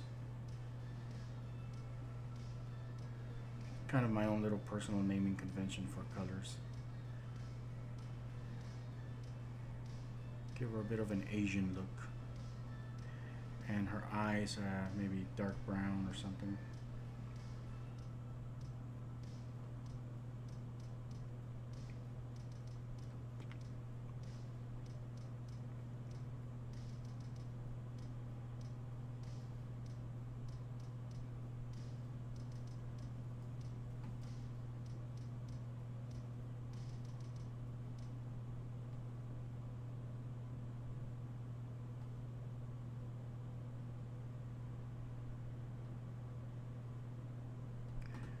Okay.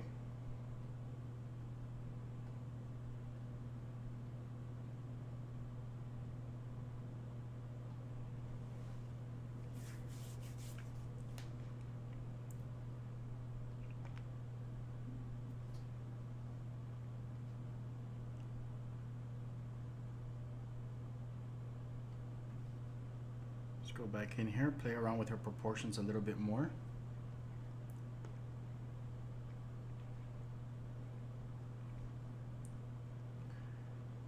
See, if I was any other kind of developer, it would be very easy for me to just kind of make these little modifications, save them, and just resell each modification like this as a new character. You know, it's that this is what a lot of those the G3 character designers are doing. All they're doing is tweaking a few things on the same template and reselling them as different characters. And I mean, technically, they look completely different, you know, like this one does, anyways. But you can tell, you know. So you know, so far, you know, $30 would give you all these characters and however many more you want to build on your own, right? Um, let's see here, proportions.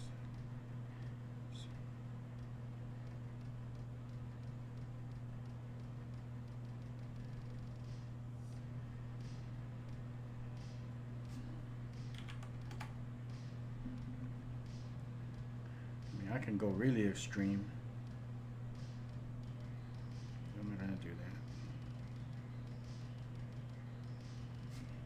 that. Maybe 50 should be good enough. All right. Let's get some different shoe colors.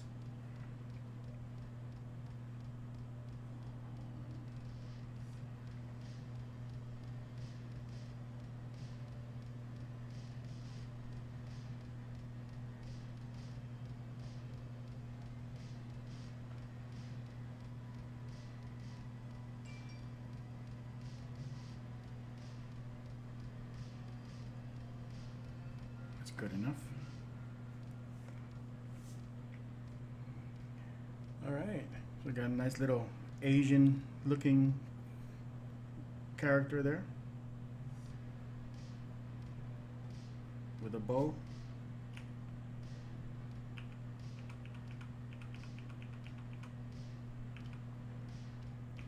There may be some additional tweaking that you might need to do on the other angles too to get it to perfectly line up as best as possible, but you know, it's not too shabby.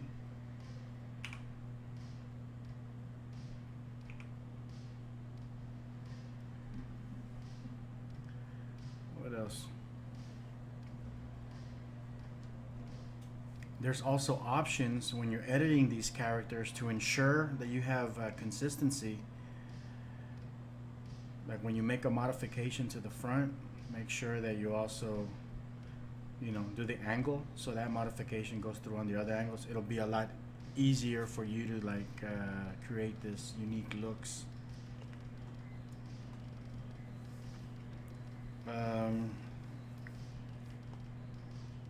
Let's see.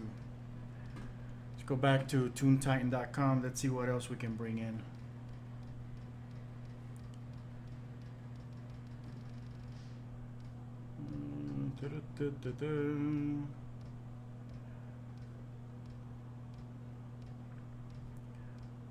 Got some baby modifications.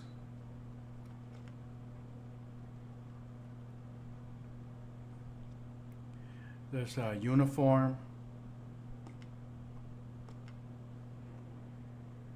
Uncle Sam modification. These are the police officer Billy and the Uncle Sam. Those were done by Adi. So he's selling those through toontitan.com.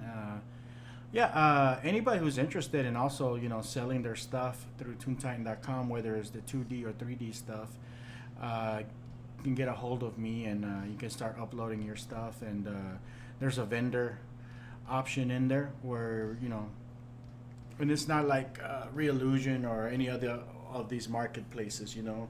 It's more about your own exposure and your ability to be able to be out there selling stuff. So my commission is like super minimal.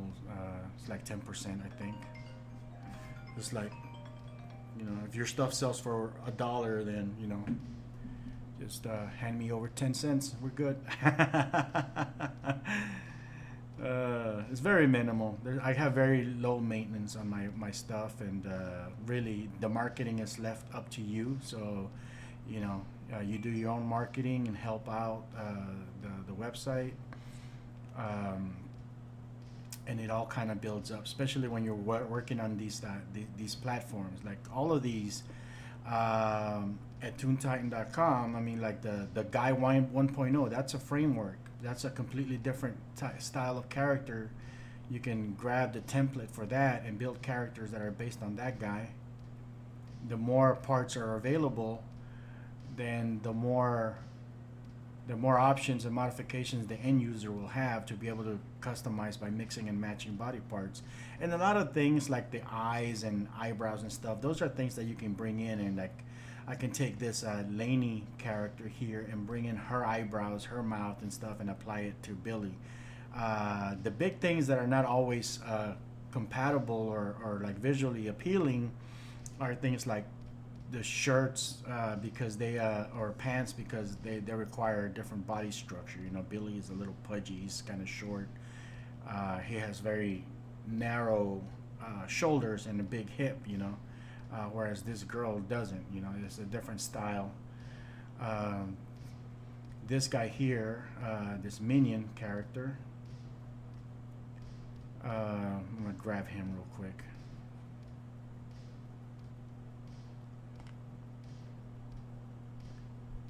Hey, not 10 cents. Oh no, not 10 cents. You know, Reallusion takes 60% of every sale they make. Your character sells for $1, they're gonna take 60 cents. And they are not doing shit to help you sell your stuff. They're not promoting it. They're not marketing it for you. So yeah, you have stuff to sell, you know, put it up on toontitan.com. I'll take 10% of it. You do your own marketing, and I'll pay for the web hosting and the transaction stuff. I know I just downloaded this thing. Where did it go? Which way did it go, George? Let's see here. Downloads. Dominion. Oh, there it is. I just wasn't looking at him properly. So this minion character is based on Squid Game. How you doing, One Gun?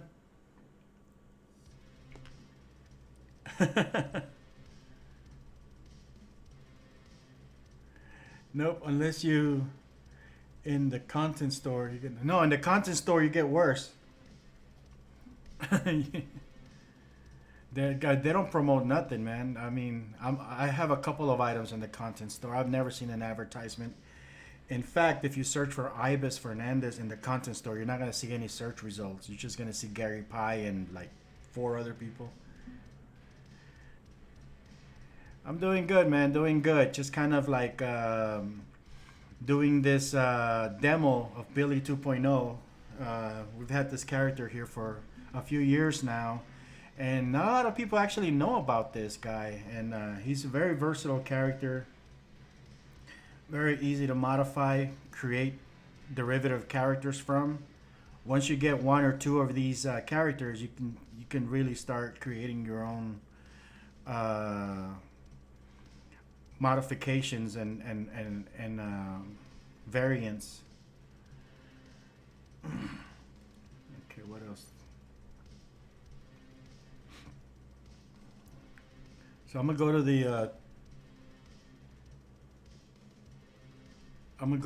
the website again, and I'm gonna grab a. I'm gonna go to the boutique. The boutique is where I have like clothing items and things like that. So let's see here, motions. Probably should have a better name for this categories. So let's see here. Oh, the sneakers. Those are kind of cool. I forgot I made those. Oh yeah, I made those for Kevin. They should still be compatible with Billy though. So I'm gonna grab this guy here.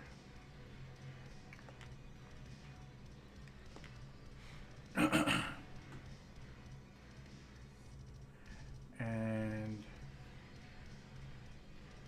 I thought I also had a House of what's it called?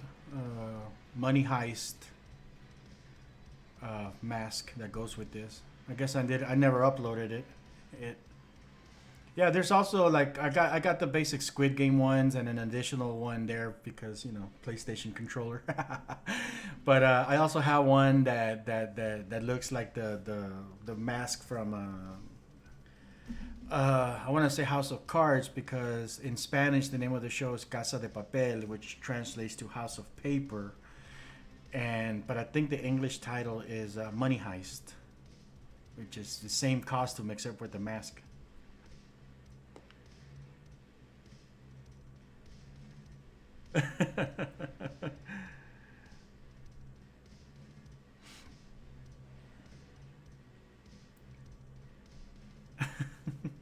That would be a good comic book.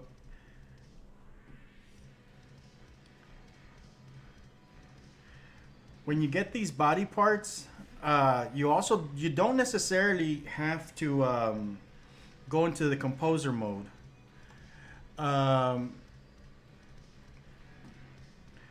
because I mean, unless you have them saved in your program, because I mean, as long as you have them somewhere on your computer, and it does give you like little thumbnails. So as long as you have them on your computer somewhere, you could just drag and drop them onto your character, or you used to be able to do that. I guess you can't do that anymore. All right, well, I guess you can't do that anymore. Let's go into composer mode. Let's see if that works.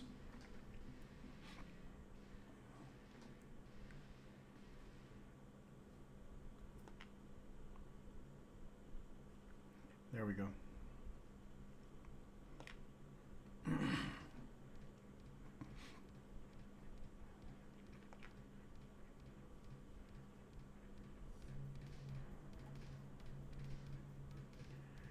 You used to be able to just be able to drag and drop those body parts, but I mean, as long as they don't disable the ability to do that in composer mode, I guess we're fine.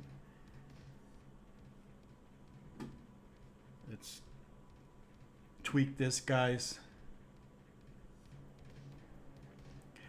I used to. It's been a while since I have because I just have so much of my own personal work and I'm at the point in my life where I don't really need to work for other people. Um, but yes, I do. If for the right project, I'm for sale. Hang on, let me answer this real quick so they don't think I'm being rude.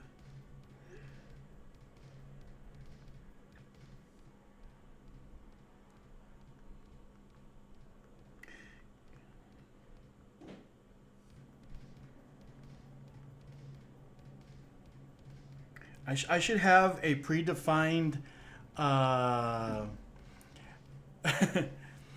well, you get to a point where you have all your little side hustles. I'm getting royalties. I've written a couple of books. I have the studio right now. I'm not using the studio. That's why I'm in here, working from home.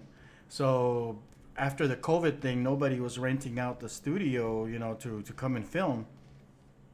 And that's how I made a lot of my money from the different sets. I had like a jail cell in there. I had a hospital room. It was a church, a courtroom. It was really versatile. So I would make it available for people to go in there and film. So the COVID thing came in, and nobody was filming anything. Nobody was, using it. I'm like, well, shit, I gotta do something else. So I rented it out to this other group who's using it as a church, and so they pay their rent. I get to pay my rent. So that's kind of how that's going right now, and between that and some of the royalties and some of the sales from the store, I don't make anything from YouTube other than, I think I make like,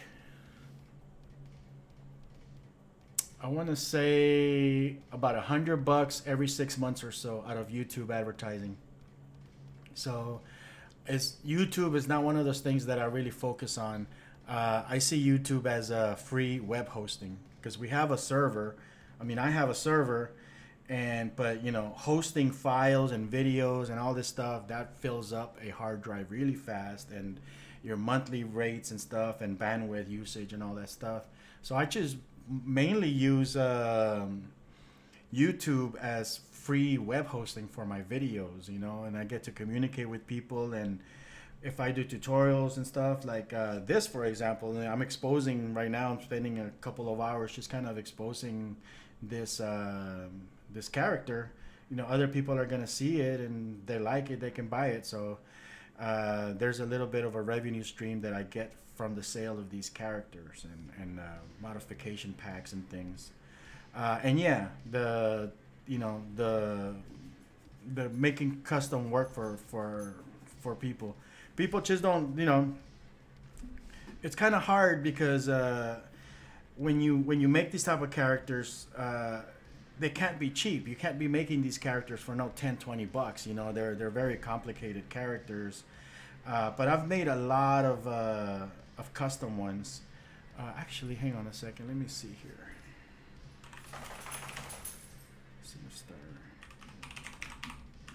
I wonder if I still have this page up.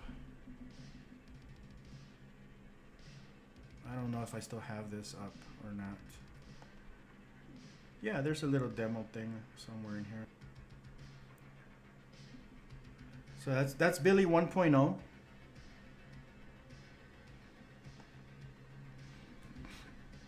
One of the original ones. There's a few variants using Billy that show that you can modify the character. Here's a B character. I don't remember who I did this for, but this was a custom job for somebody.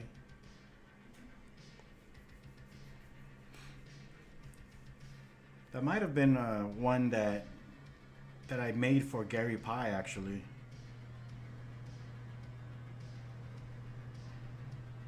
Gary Pye has a couple of custom characters that are G2, and I'm the one who developed them for him.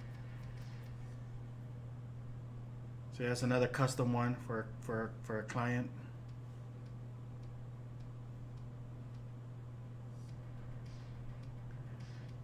What's a comparison between Billy 1.0 and Billy 2.0?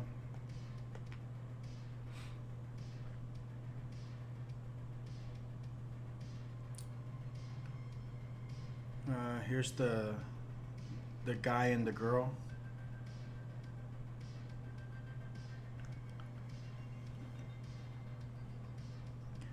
Those were originally custom jobs also that somebody hired me for. But the way that I work when it comes to like this particular custom work is, you know, I can charge you the full amount what I would charge you, because, you know, you're getting this whole job done for yourself.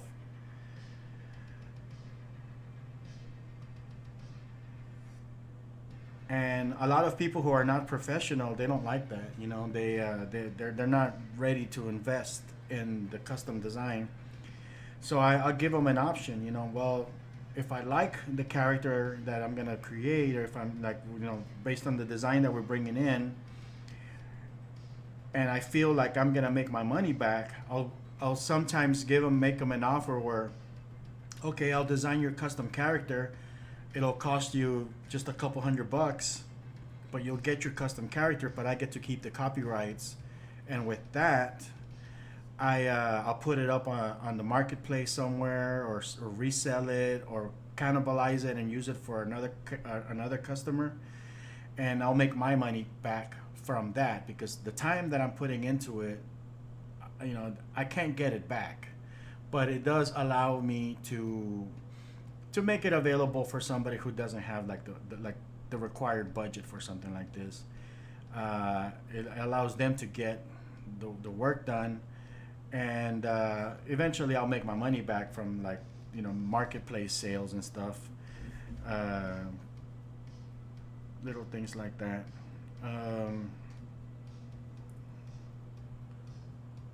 Puppet producer, Yeah, I used to have a whole like portfolio of things in here. Uh, let's see. Yeah, I haven't updated this website in a million years.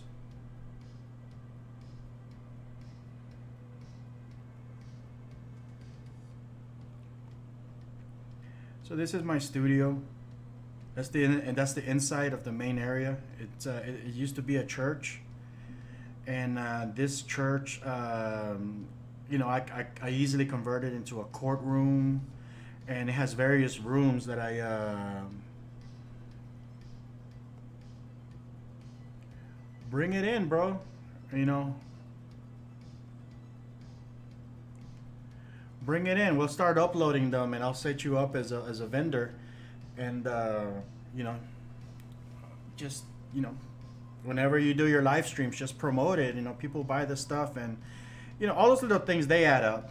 They add up. Oh, another thing that I do is I sell web hosting because I do have a couple of dedicated servers, so I get a little revenue stream from that as well. So I sell the web hosting space and maintain people's emails, and they need an e-commerce solution, I'll build it for them real quick. Many times I'll build them like their basic website with like e-commerce and stuff for free, and just charge them their monthly rates once they're on the server. So that works out. And so luckily I'm in a position where I don't necessarily have to have a day job. I can focus full time on what I do. And so I'm back at it. I'm focusing right now on my film. So this is some more shots. This was being filmed at my studio. That's another part inside of the studio. Little makeshift hospital room in there. More makeshift. So,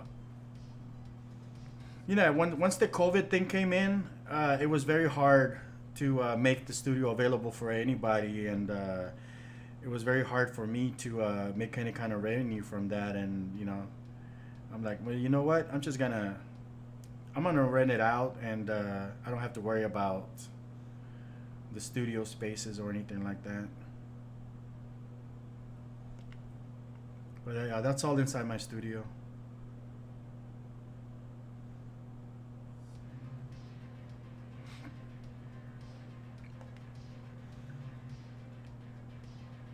It's a nice place to work, man. I miss being in there, but realistically, I mean, 99.9% of my work is in front of the computer right here. I don't need to be there right now, so.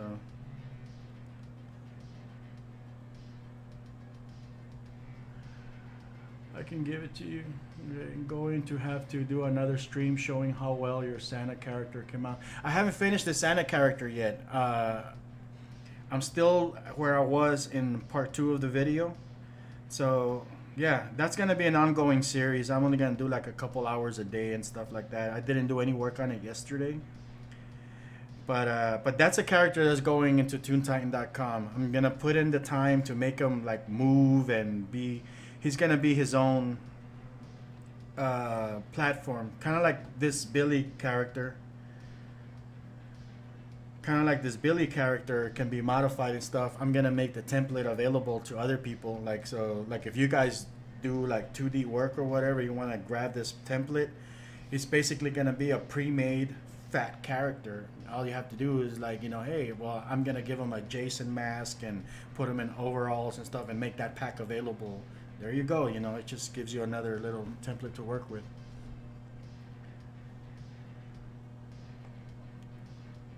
These are different projects that have been filmed at my studio.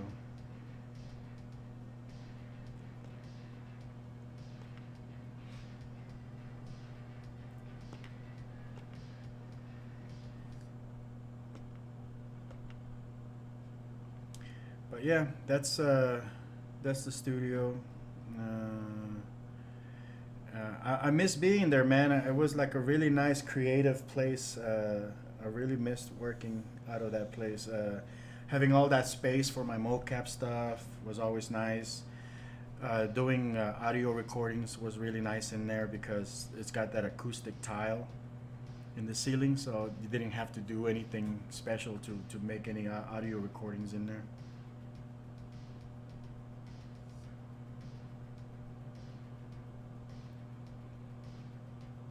So basically, this character I made using the Billy template.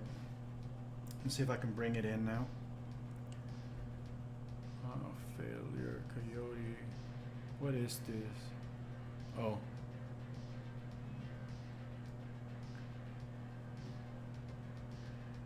So riding a square.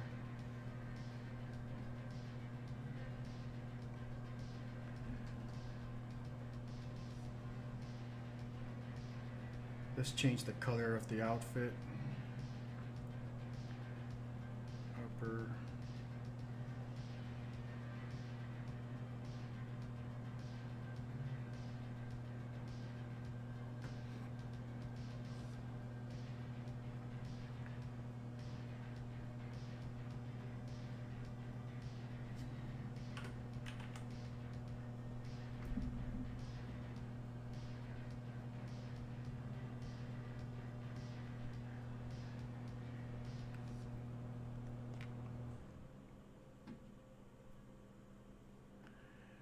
I still have my Huion tablet. Man, that thing is nice. The Huion, I bought it. Oh man, I bought mine about 6-7 years ago, and I got it during Black Friday, so I only paid like $200 for it. That was like a 24-inch Huion tablet. I still have it. I'm like, Jesus, for the amount that most people pay to buy a Cintiq, you can outfit an entire studio with Huion tablets. The one that I've been using the last few years is the Canvas Dell Canvas 27-inch. Let me see if I have a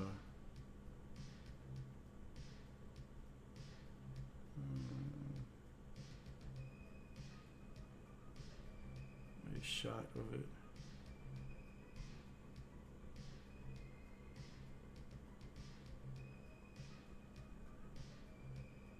This one here. The frame rate on this camera is not so great. But this is a 27-inch Dell Canvas, and I love this thing, man. It's touchscreen. I was gonna open up Flash so I can show off the template now to show how to make modifications, like custom modifications. Line Forge. No, I haven't.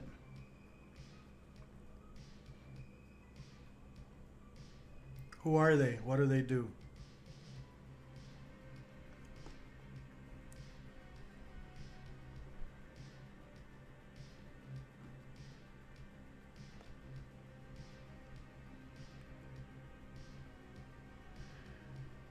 So with this template, this is the template that I used to make the shoes, the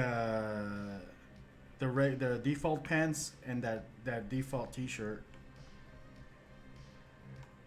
This tablet is touch screen, so I can do a lot of stuff with this just like that.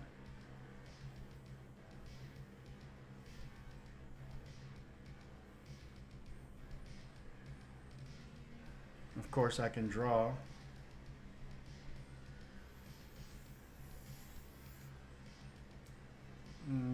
Can't really see very well there, can you?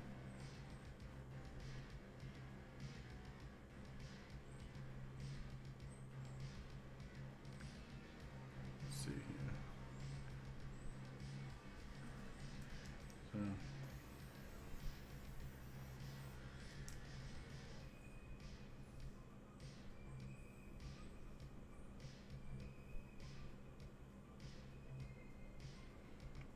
And I usually keep a Stream Deck next to it. I guess on camera you can't really see it, but I have a Stream Deck here.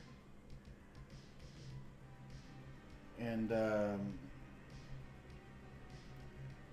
yeah, just pushing some buttons allows me to control like what different things do in Flash. So it's very like it's really nice. I like the whole combination of things. But okay, so let's take a look at the template. Actually, let me do one more modification here. I'm gonna go into this guy. So I want to have a nice little set of characters here. The only thing I like about this one is that it doesn't have like a back stand back here. I had to, oh, this, you're gonna find this funny. I was talking about my Huion tablet. I took the Huion tablets, the back plate with the stand, and that's what I attached to this one. So if it wasn't for that, I wouldn't be able to do that because this tablet is made to lie flat on the surface. But I kind of hacked that thing from that other tablet. So I'm able to do that so I can kind of get in here a little closer and do things with it.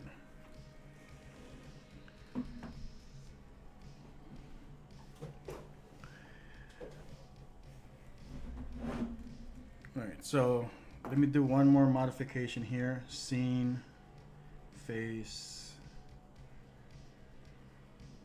content, custom, head. Let's use Jesse's head.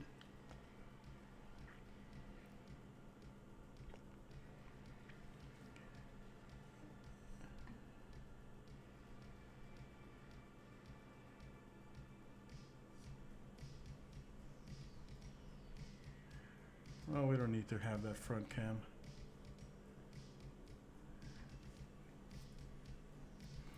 So, let's see here. I'm gonna go grab this hat.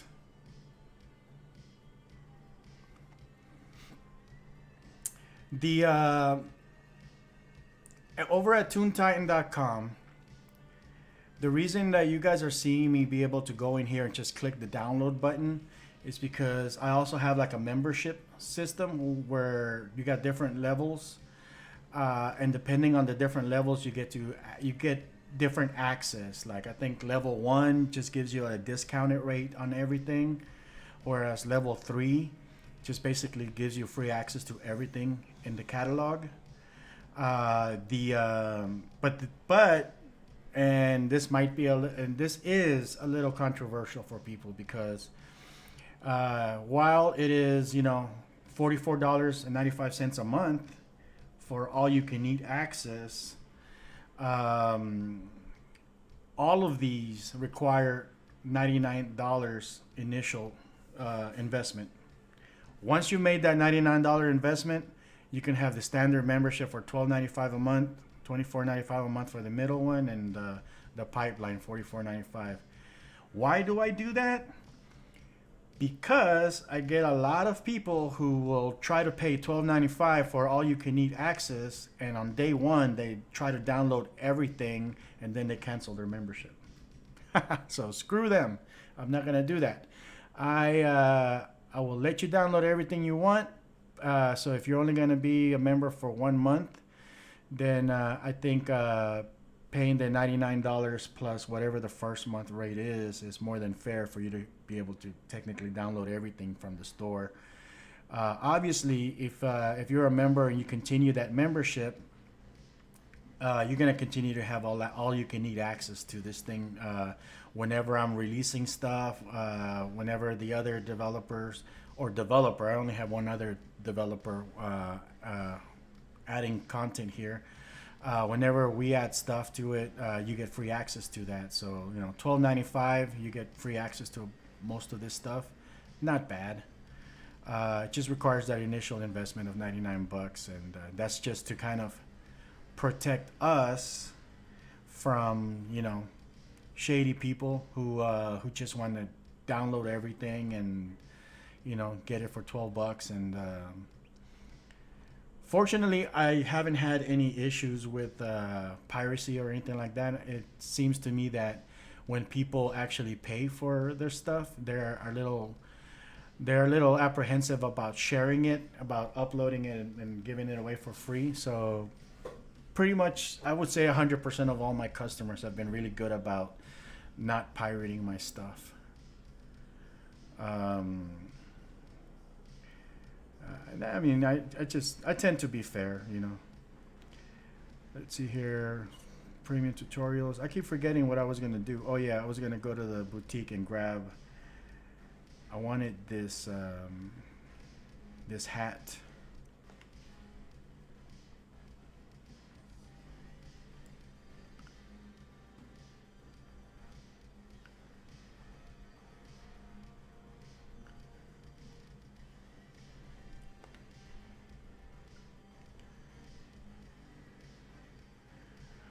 All right, bro. Well, have yourself a great day. Be get in touch with me if you want to upload some of your stuff to the store, man. We'll start setting it up.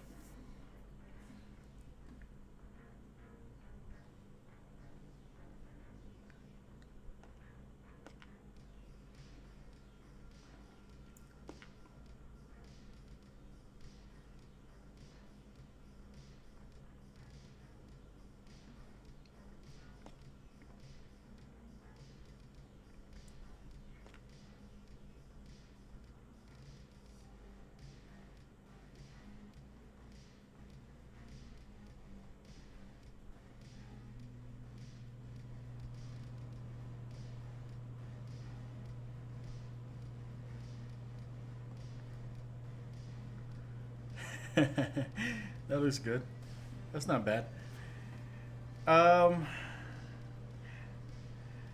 yeah, and by default, you know, you got this kind of same proportions and stuff. But as you can see, you know, with the body proportion editor thing, you can really like just make them all fairly unique. Uh, I could just keep going on and on and on, like making these modifications. You know, I'm gonna put a pause on that. I'm gonna hit save here because I will come back to this. But now let's take a look at the template or at the how do I get to that?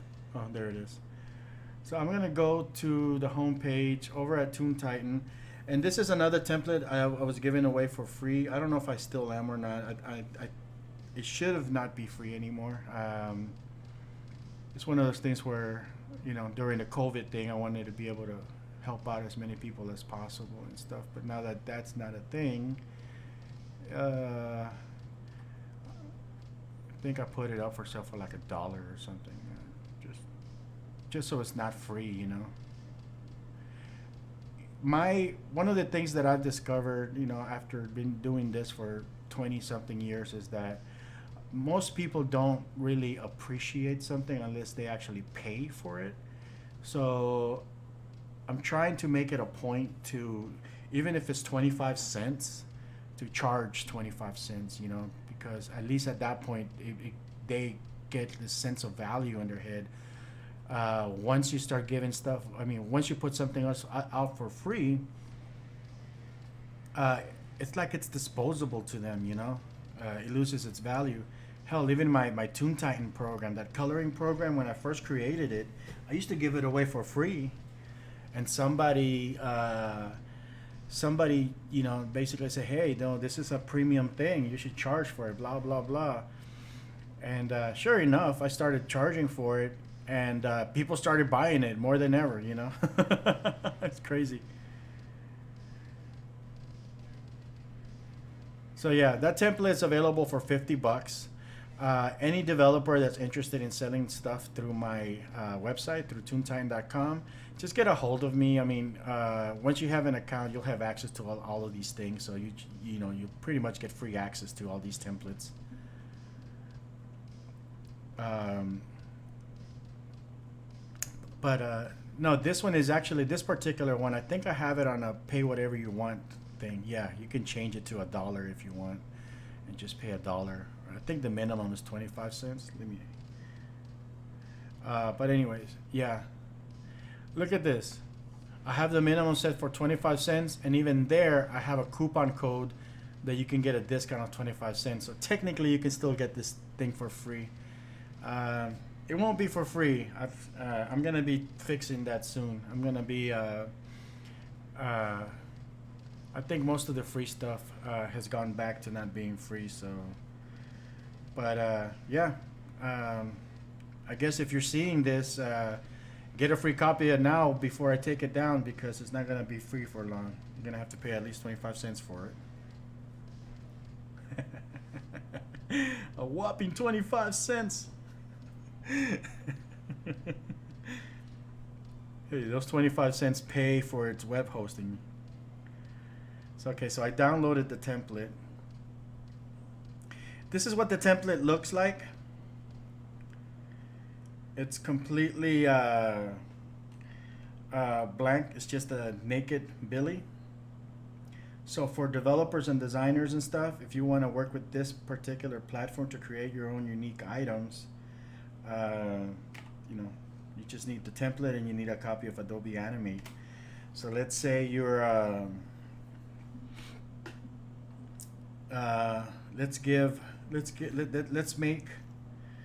let's make a new shirt for him.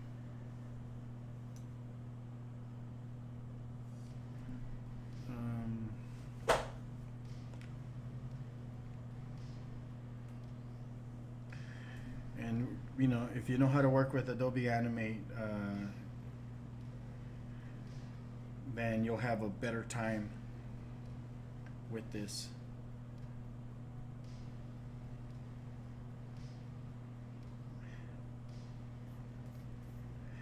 Let's do like a Superman shirt.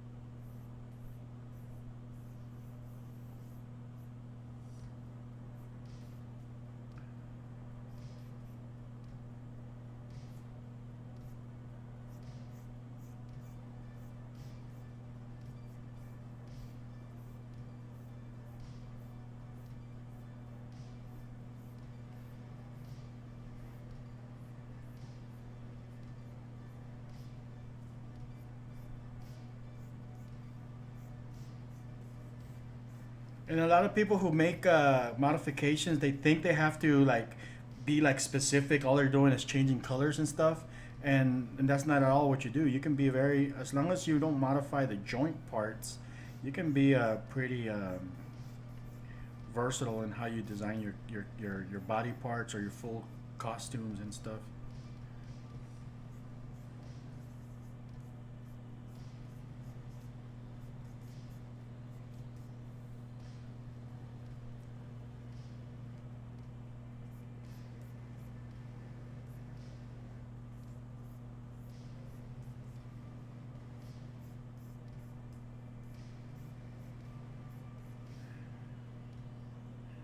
Always like to rough draft. I'm not gonna do the whole thing. I'm just gonna show you how you can modify this and import it and use it in your own custom mods.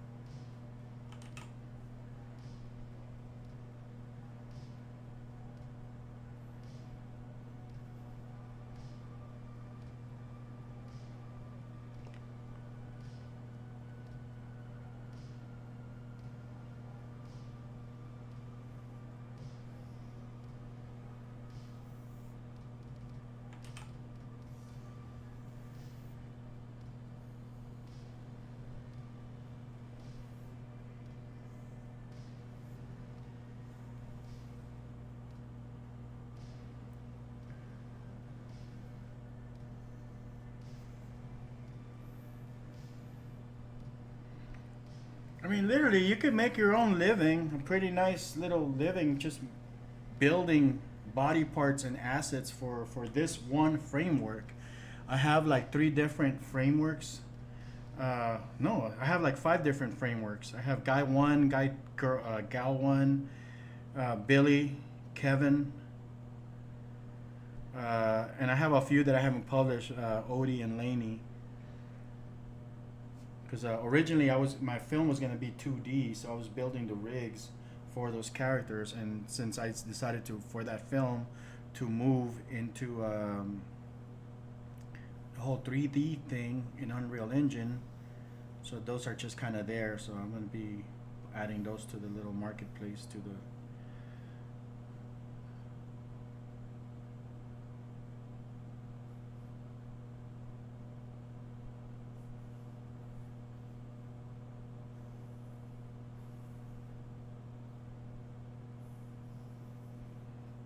website.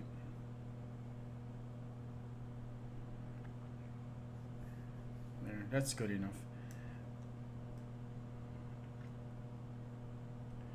So basically, you would just go in here and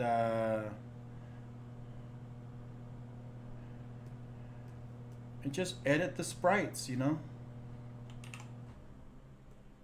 I'm only gonna work on one of the sprites.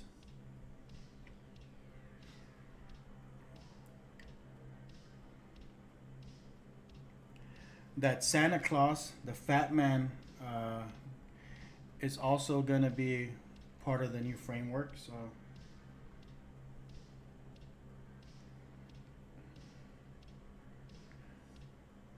or it's going to be its own framework. So that's going to allow people to come up with more like fat character types. So the first one being Santa Claus, but you know, big old lumberjack type character. Like heavy villains and stuff. I guess that could be used for that kind of a thing.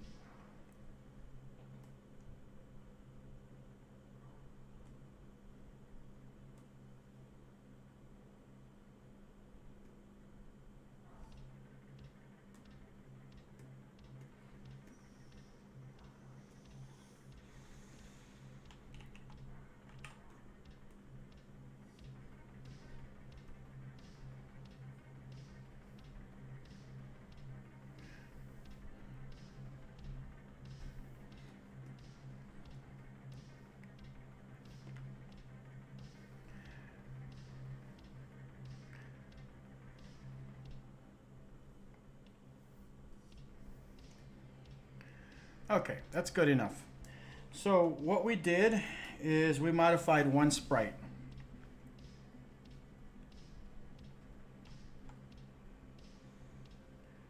Get rid of that.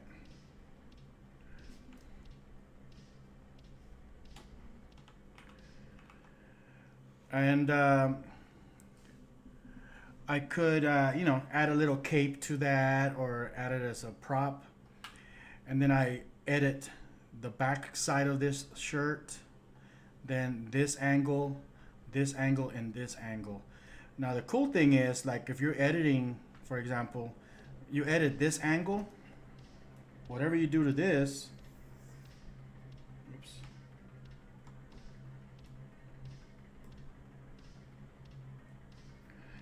whatever you do to this is automatically gonna get mirrored into the other angles, the other angle. So you only have to worry about the top layer. So it's very fast and very easy to make modifications, whether you're just making clothing packs or complete new characters by just editing the sprites. So once you have your modification, you just export it.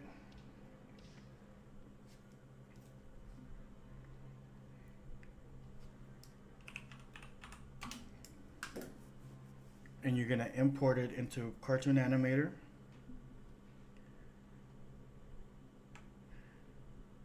It helps if you already have like a copy of the base character. But what we do is you go into composer mode.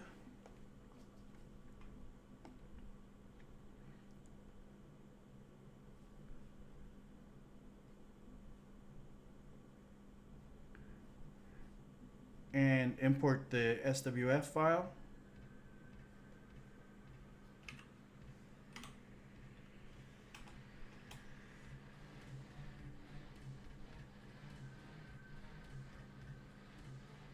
If I can figure out where I saved it to. Okay.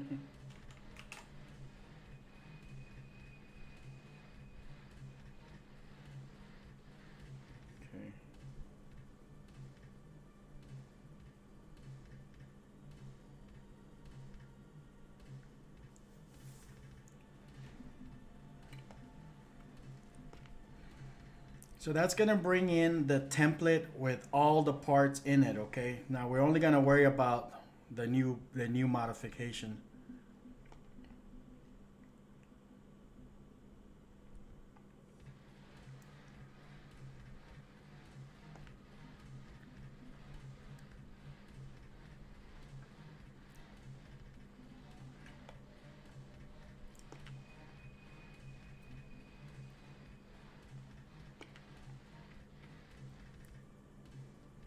All right. So I only did one angle, so these other angles are not gonna have it, obviously. But if you do go through the trouble and make all the angles, then you would have a completely new garment right here.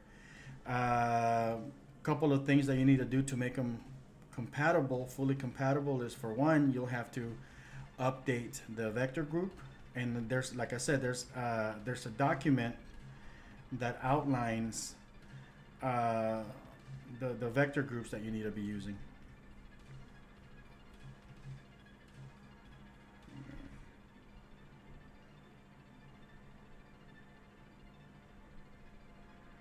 Huh. That's interesting. I don't see the vector grouping tool available here. This might be something that's lost in Cartoon Animator 5. Let me open up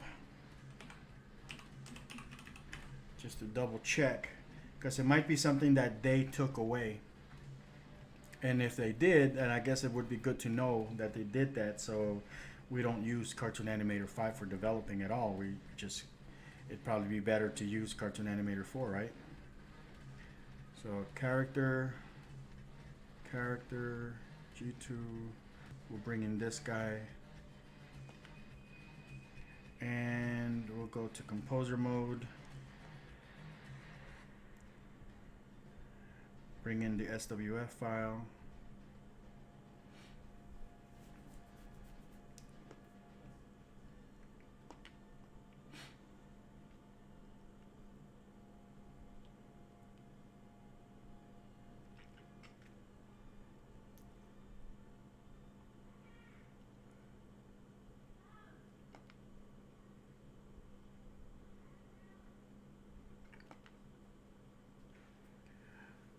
They did the hair love animation that won an Oscar. Huh. Did they do it with Cartoon Animator, I wonder?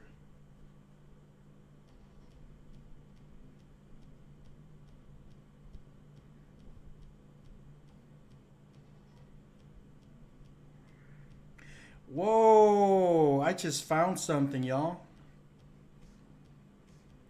So Cartoon Animator 4 has the vector grouping tool here. It has been removed. Wow.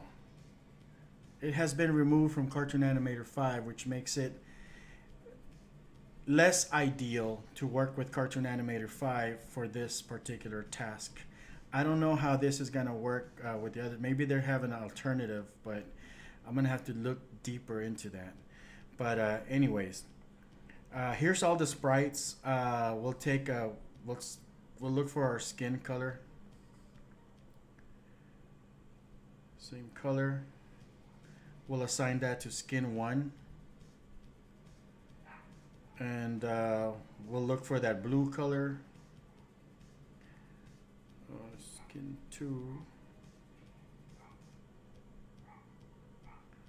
Let's see here.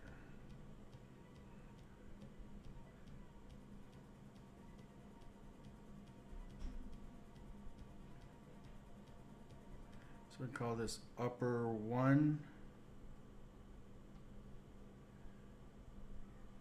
And this one, no. I'm not gonna mess with it. I'm just gonna leave those like that. But now we have the ability to change the colors. So So here's skin. So I can change the skin that shows through the shirt to whatever color I want. And upper, that would be that shirt part. So I'm able to change that. Now if I would have configured the little thing that's that knot or in the symbol, then I would also have little parts for that. But I'm not gonna worry too much about all that stuff. So I'm gonna reset it. So now what I do is after you have configured your vector groups, you're gonna save it under the body part. So since let's say this was a shirt that I created, that would fall under upper plus, I'm gonna call it a super shirt. And I'll probably make a video either, no, not tomorrow, but on Monday, showing how to create an entire body part using the template, because that deserves its own video. And given all the technical issues I had just getting started this morning, I didn't have too much time to do preparation, like double check, make sure I wasn't gonna run into these re-illusion bugs and things like that. Because the ideal presentation for something like this should have just been a couple of hours. So okay, so I have it there, and I'm gonna find file, and I'll just grab it from there, put it on my desktop. I'm not gonna save this. Well, you know what? I am. Let's save it. File, save as, because that looks like it could be a good modification.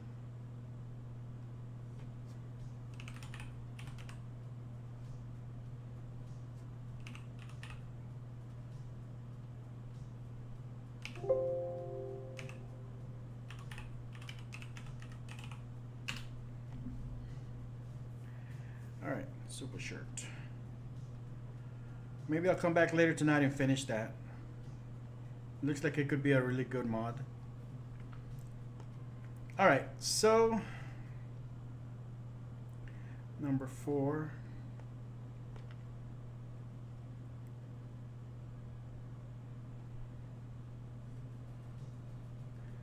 Okay, number 5. So we don't have the vector grouping tool inside of Cartoon Animator 5. That is a shame. Such a useful and necessary tool is no longer there.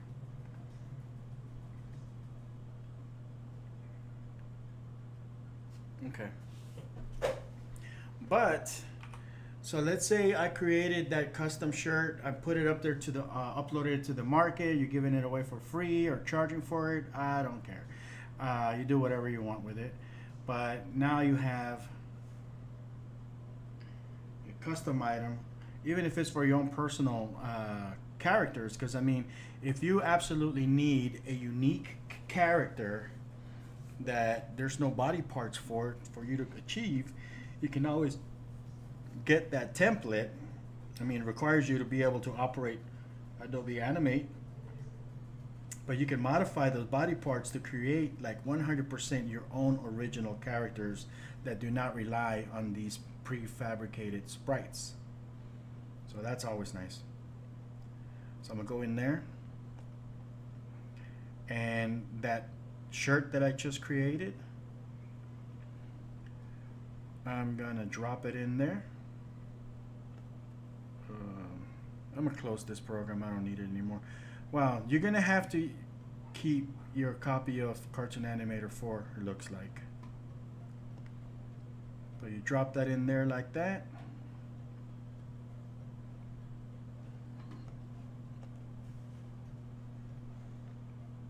And of course, you know, we've got gray skin here.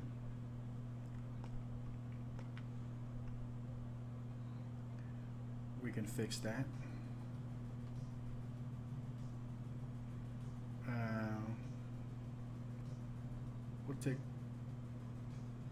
We'll take this guy's color and apply it.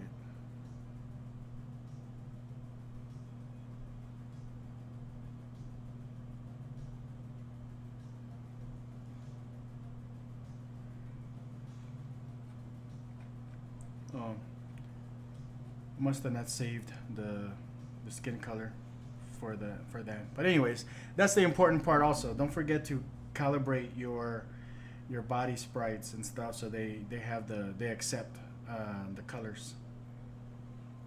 But that's how you would end up doing that. Let's go in here, scene, joint mask.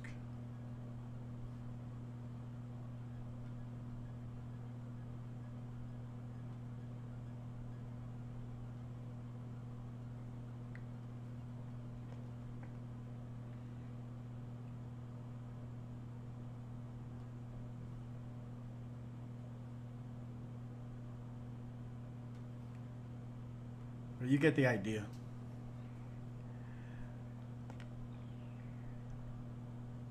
All right, so that's gonna drive me crazy. But yeah, you know what? I'm gonna do it. I'm gonna fix it. Let's see here.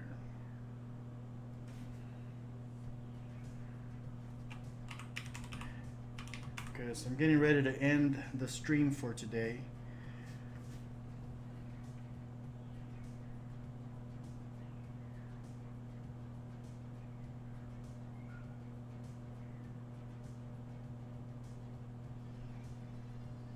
Oh, it looks like I have a package waiting outside the door. So, actor G2.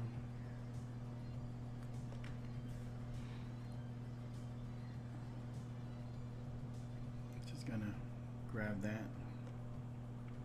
We don't really care about any of this other stuff.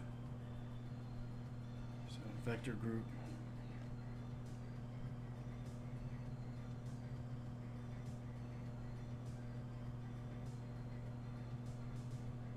Skin 1, apply. Skin 2, apply.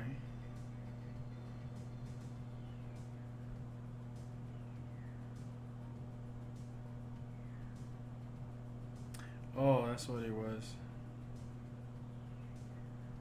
Was it?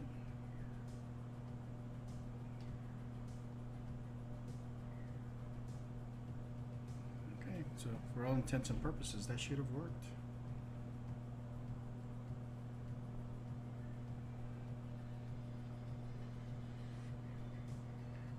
I don't see the neck.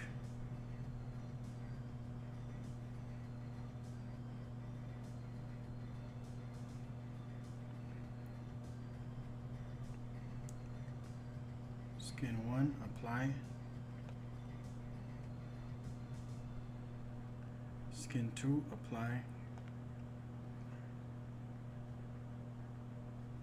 So this is the part where that takes the longest, which is not that bad. You just have to do one sprite at a time, unfortunately.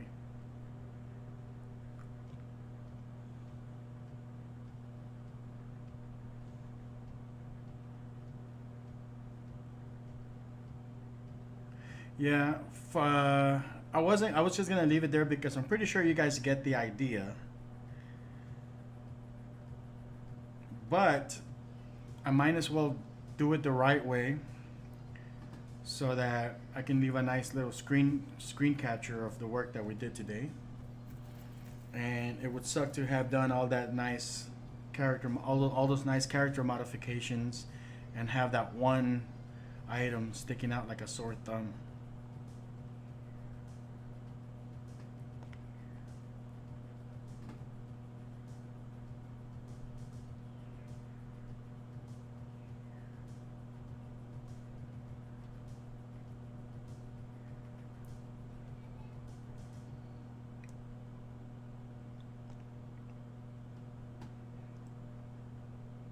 Make sure that it's working.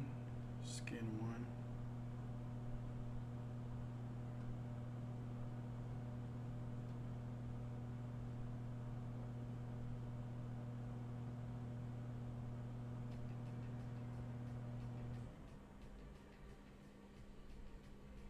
Okay, that's upper.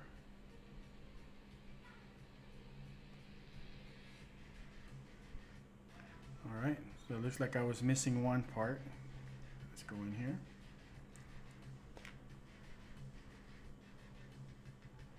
Easy enough. All right.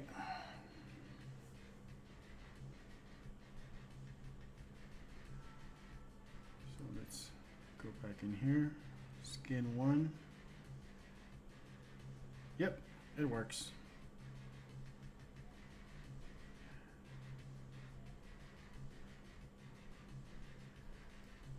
All right, let's save it one more time.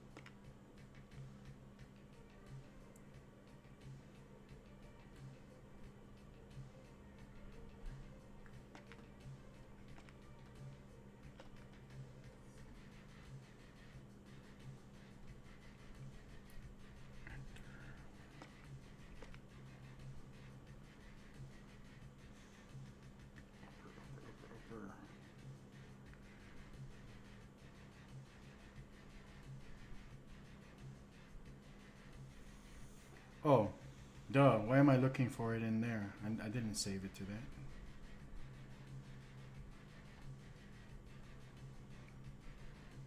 That tells me, folks, that it is time to get moving. I think that's pretty comprehensive. I think I covered almost every point.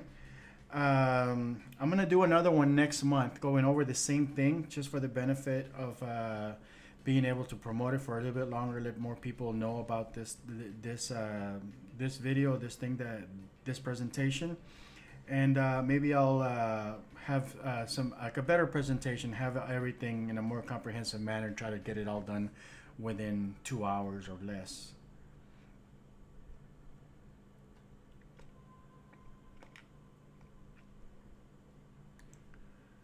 So, okay. It's always a good idea also to fix your joint system. But it's no big deal. We can always fix it. I mean, your joint mask. I should have done that before saving that shirt.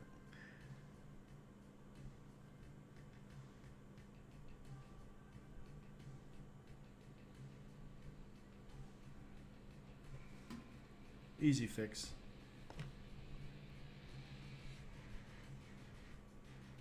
Just gotta do it like that.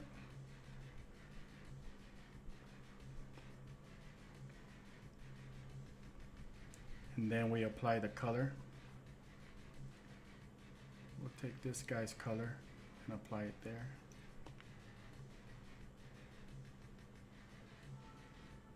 I don't know why that's not working. Well, that's gonna be disappointing. Finding out quite the number of bugs here, but this is on the Reillusion side.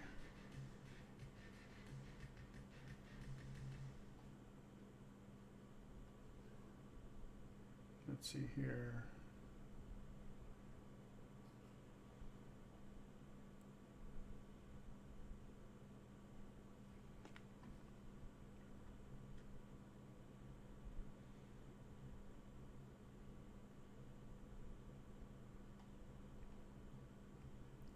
Okay, well that seems to have leveled it out. Let's see if it works now. That's weird. So there's obviously a bit of a bug there, but nothing that we can't work around. Might be worth getting a hold of Reillusion, sending them a bug report. So there you go.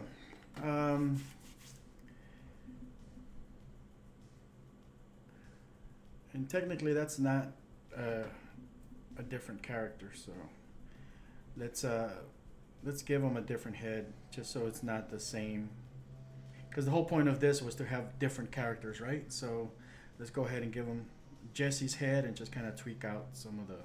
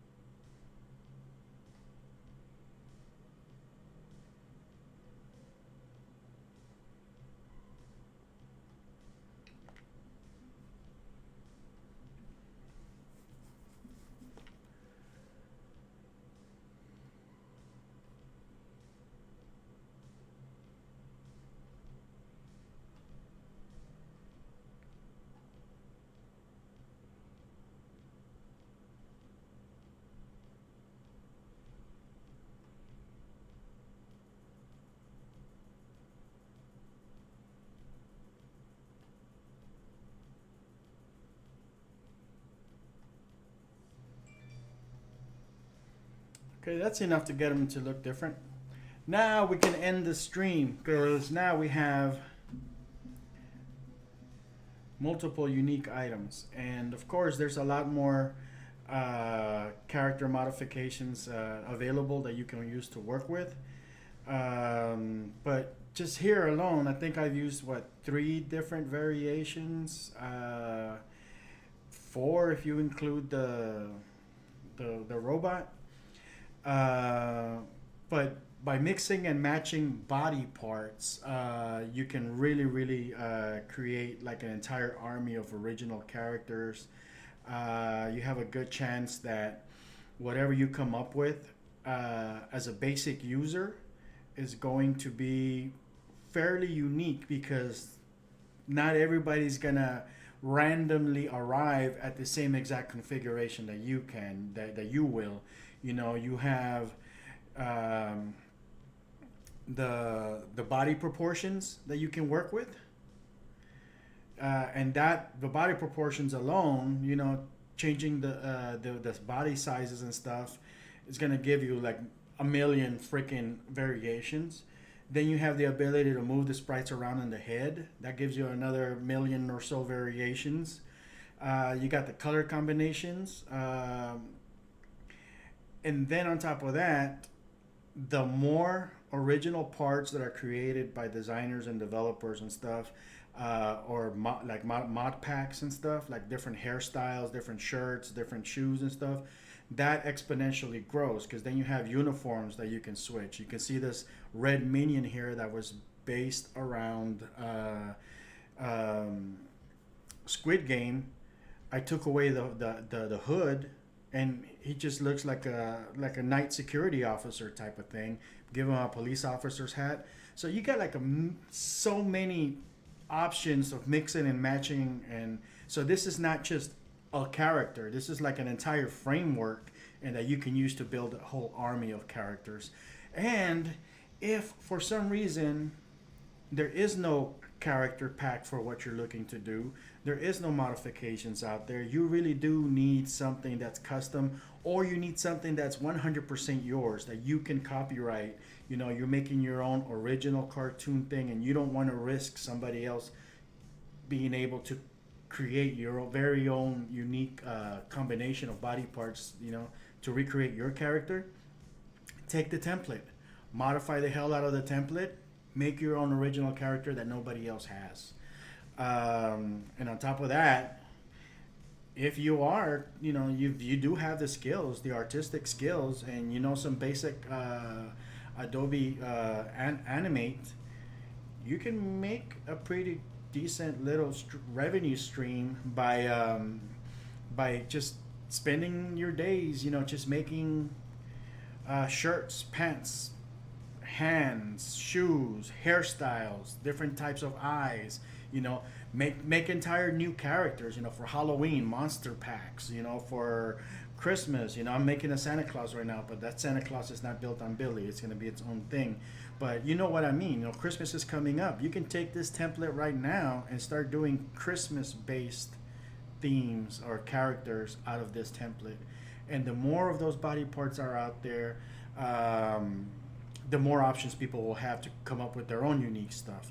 So, so yeah, and of course, if you do get this template for commercial purposes, you can upload it to the Reallusion Marketplace. Has nothing to do with me. You can give me a call. I'll set you up with a vendor account at toontitan.com. I'll only take 10% of the sales. So that's not a bad deal. I think that's probably the best deal you're going to get anywhere for as far as a third party thing. You can upload it to your own website. You know, make 100% of your own revenue. That's all you. I don't care what you do, you know. The only thing I do ask is that if you do use my templates, it's all stolen from me. True Motions. Okay. Yeah, yes. Okay, it's all stolen from you. So, if you do want to use this framework to produce your own content that you're going to be making money on, or even if you're going to give it away for free, don't pirate my shit. You know, have the common courtesy of only publishing your own original derivative work. If you do modify the entire character, then yeah, by all means, you know, publish your whole original character. But if you're only producing like hair packs, certain modifications, hairstyles, things like that, then just publish that. And you know, allow people the chance to buy the base character from either the Reallusion Marketplace or, you know, my website, and that way I continue to, you know, generate a little bit of revenue from the sale of the base character, and you're still selling your modification packs, and everybody's happy, right? So yeah. When you say pirate, I say business preposition. Preposition, when you say preposition, instead of proposition, I say you went to public school and you know good English. So is this really True Bones Animations, or is there somebody trolling?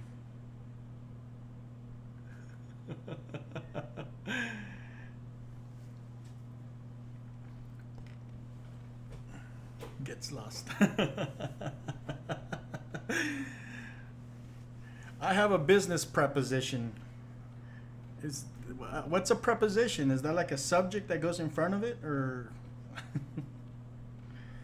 That's funny. All right. Well, I think I've covered pretty much everything except working with mocap. Obviously, mocap data works on these things. Some mocap doesn't work based on what it was made for. If it was like a really, really old iClone thing, I think every mocap motion file that is designed for the standard human character should work. And of course, any motion that you create with these characters, you can save them and reuse them later on other characters that follow the same bone structure.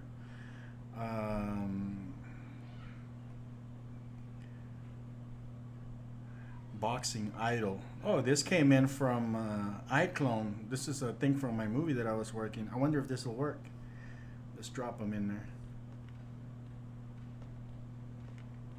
Yeah, it works. This is a motion that I did with my motion capture suit for my film. He's getting ready to walk out into the ring. Boom, boom, boom. It works. So, yeah. All right. Unless we have any last minute questions, I think we're going to call it a day. And we're going to do this same presentation again next month. Hopefully it'll flow smoother. I won't have any technical issues, and I'll have a lot more stuff like pre-loaded up, so we can just cover more stuff, and maybe have a bigger audience during the actual live presentation so that we can answer questions if there are any. But in the meantime, hope you guys have a great day, and yeah, it's Miller time. Talk to you guys later. I'll probably be back next on Monday. Sounds great. Yeah, I'll be back here on Monday most likely with another stream, and I'll probably be working on that Santa Claus later tonight. So I don't know at what time. So drop in if you're around. All right. You guys have a good one. Bye.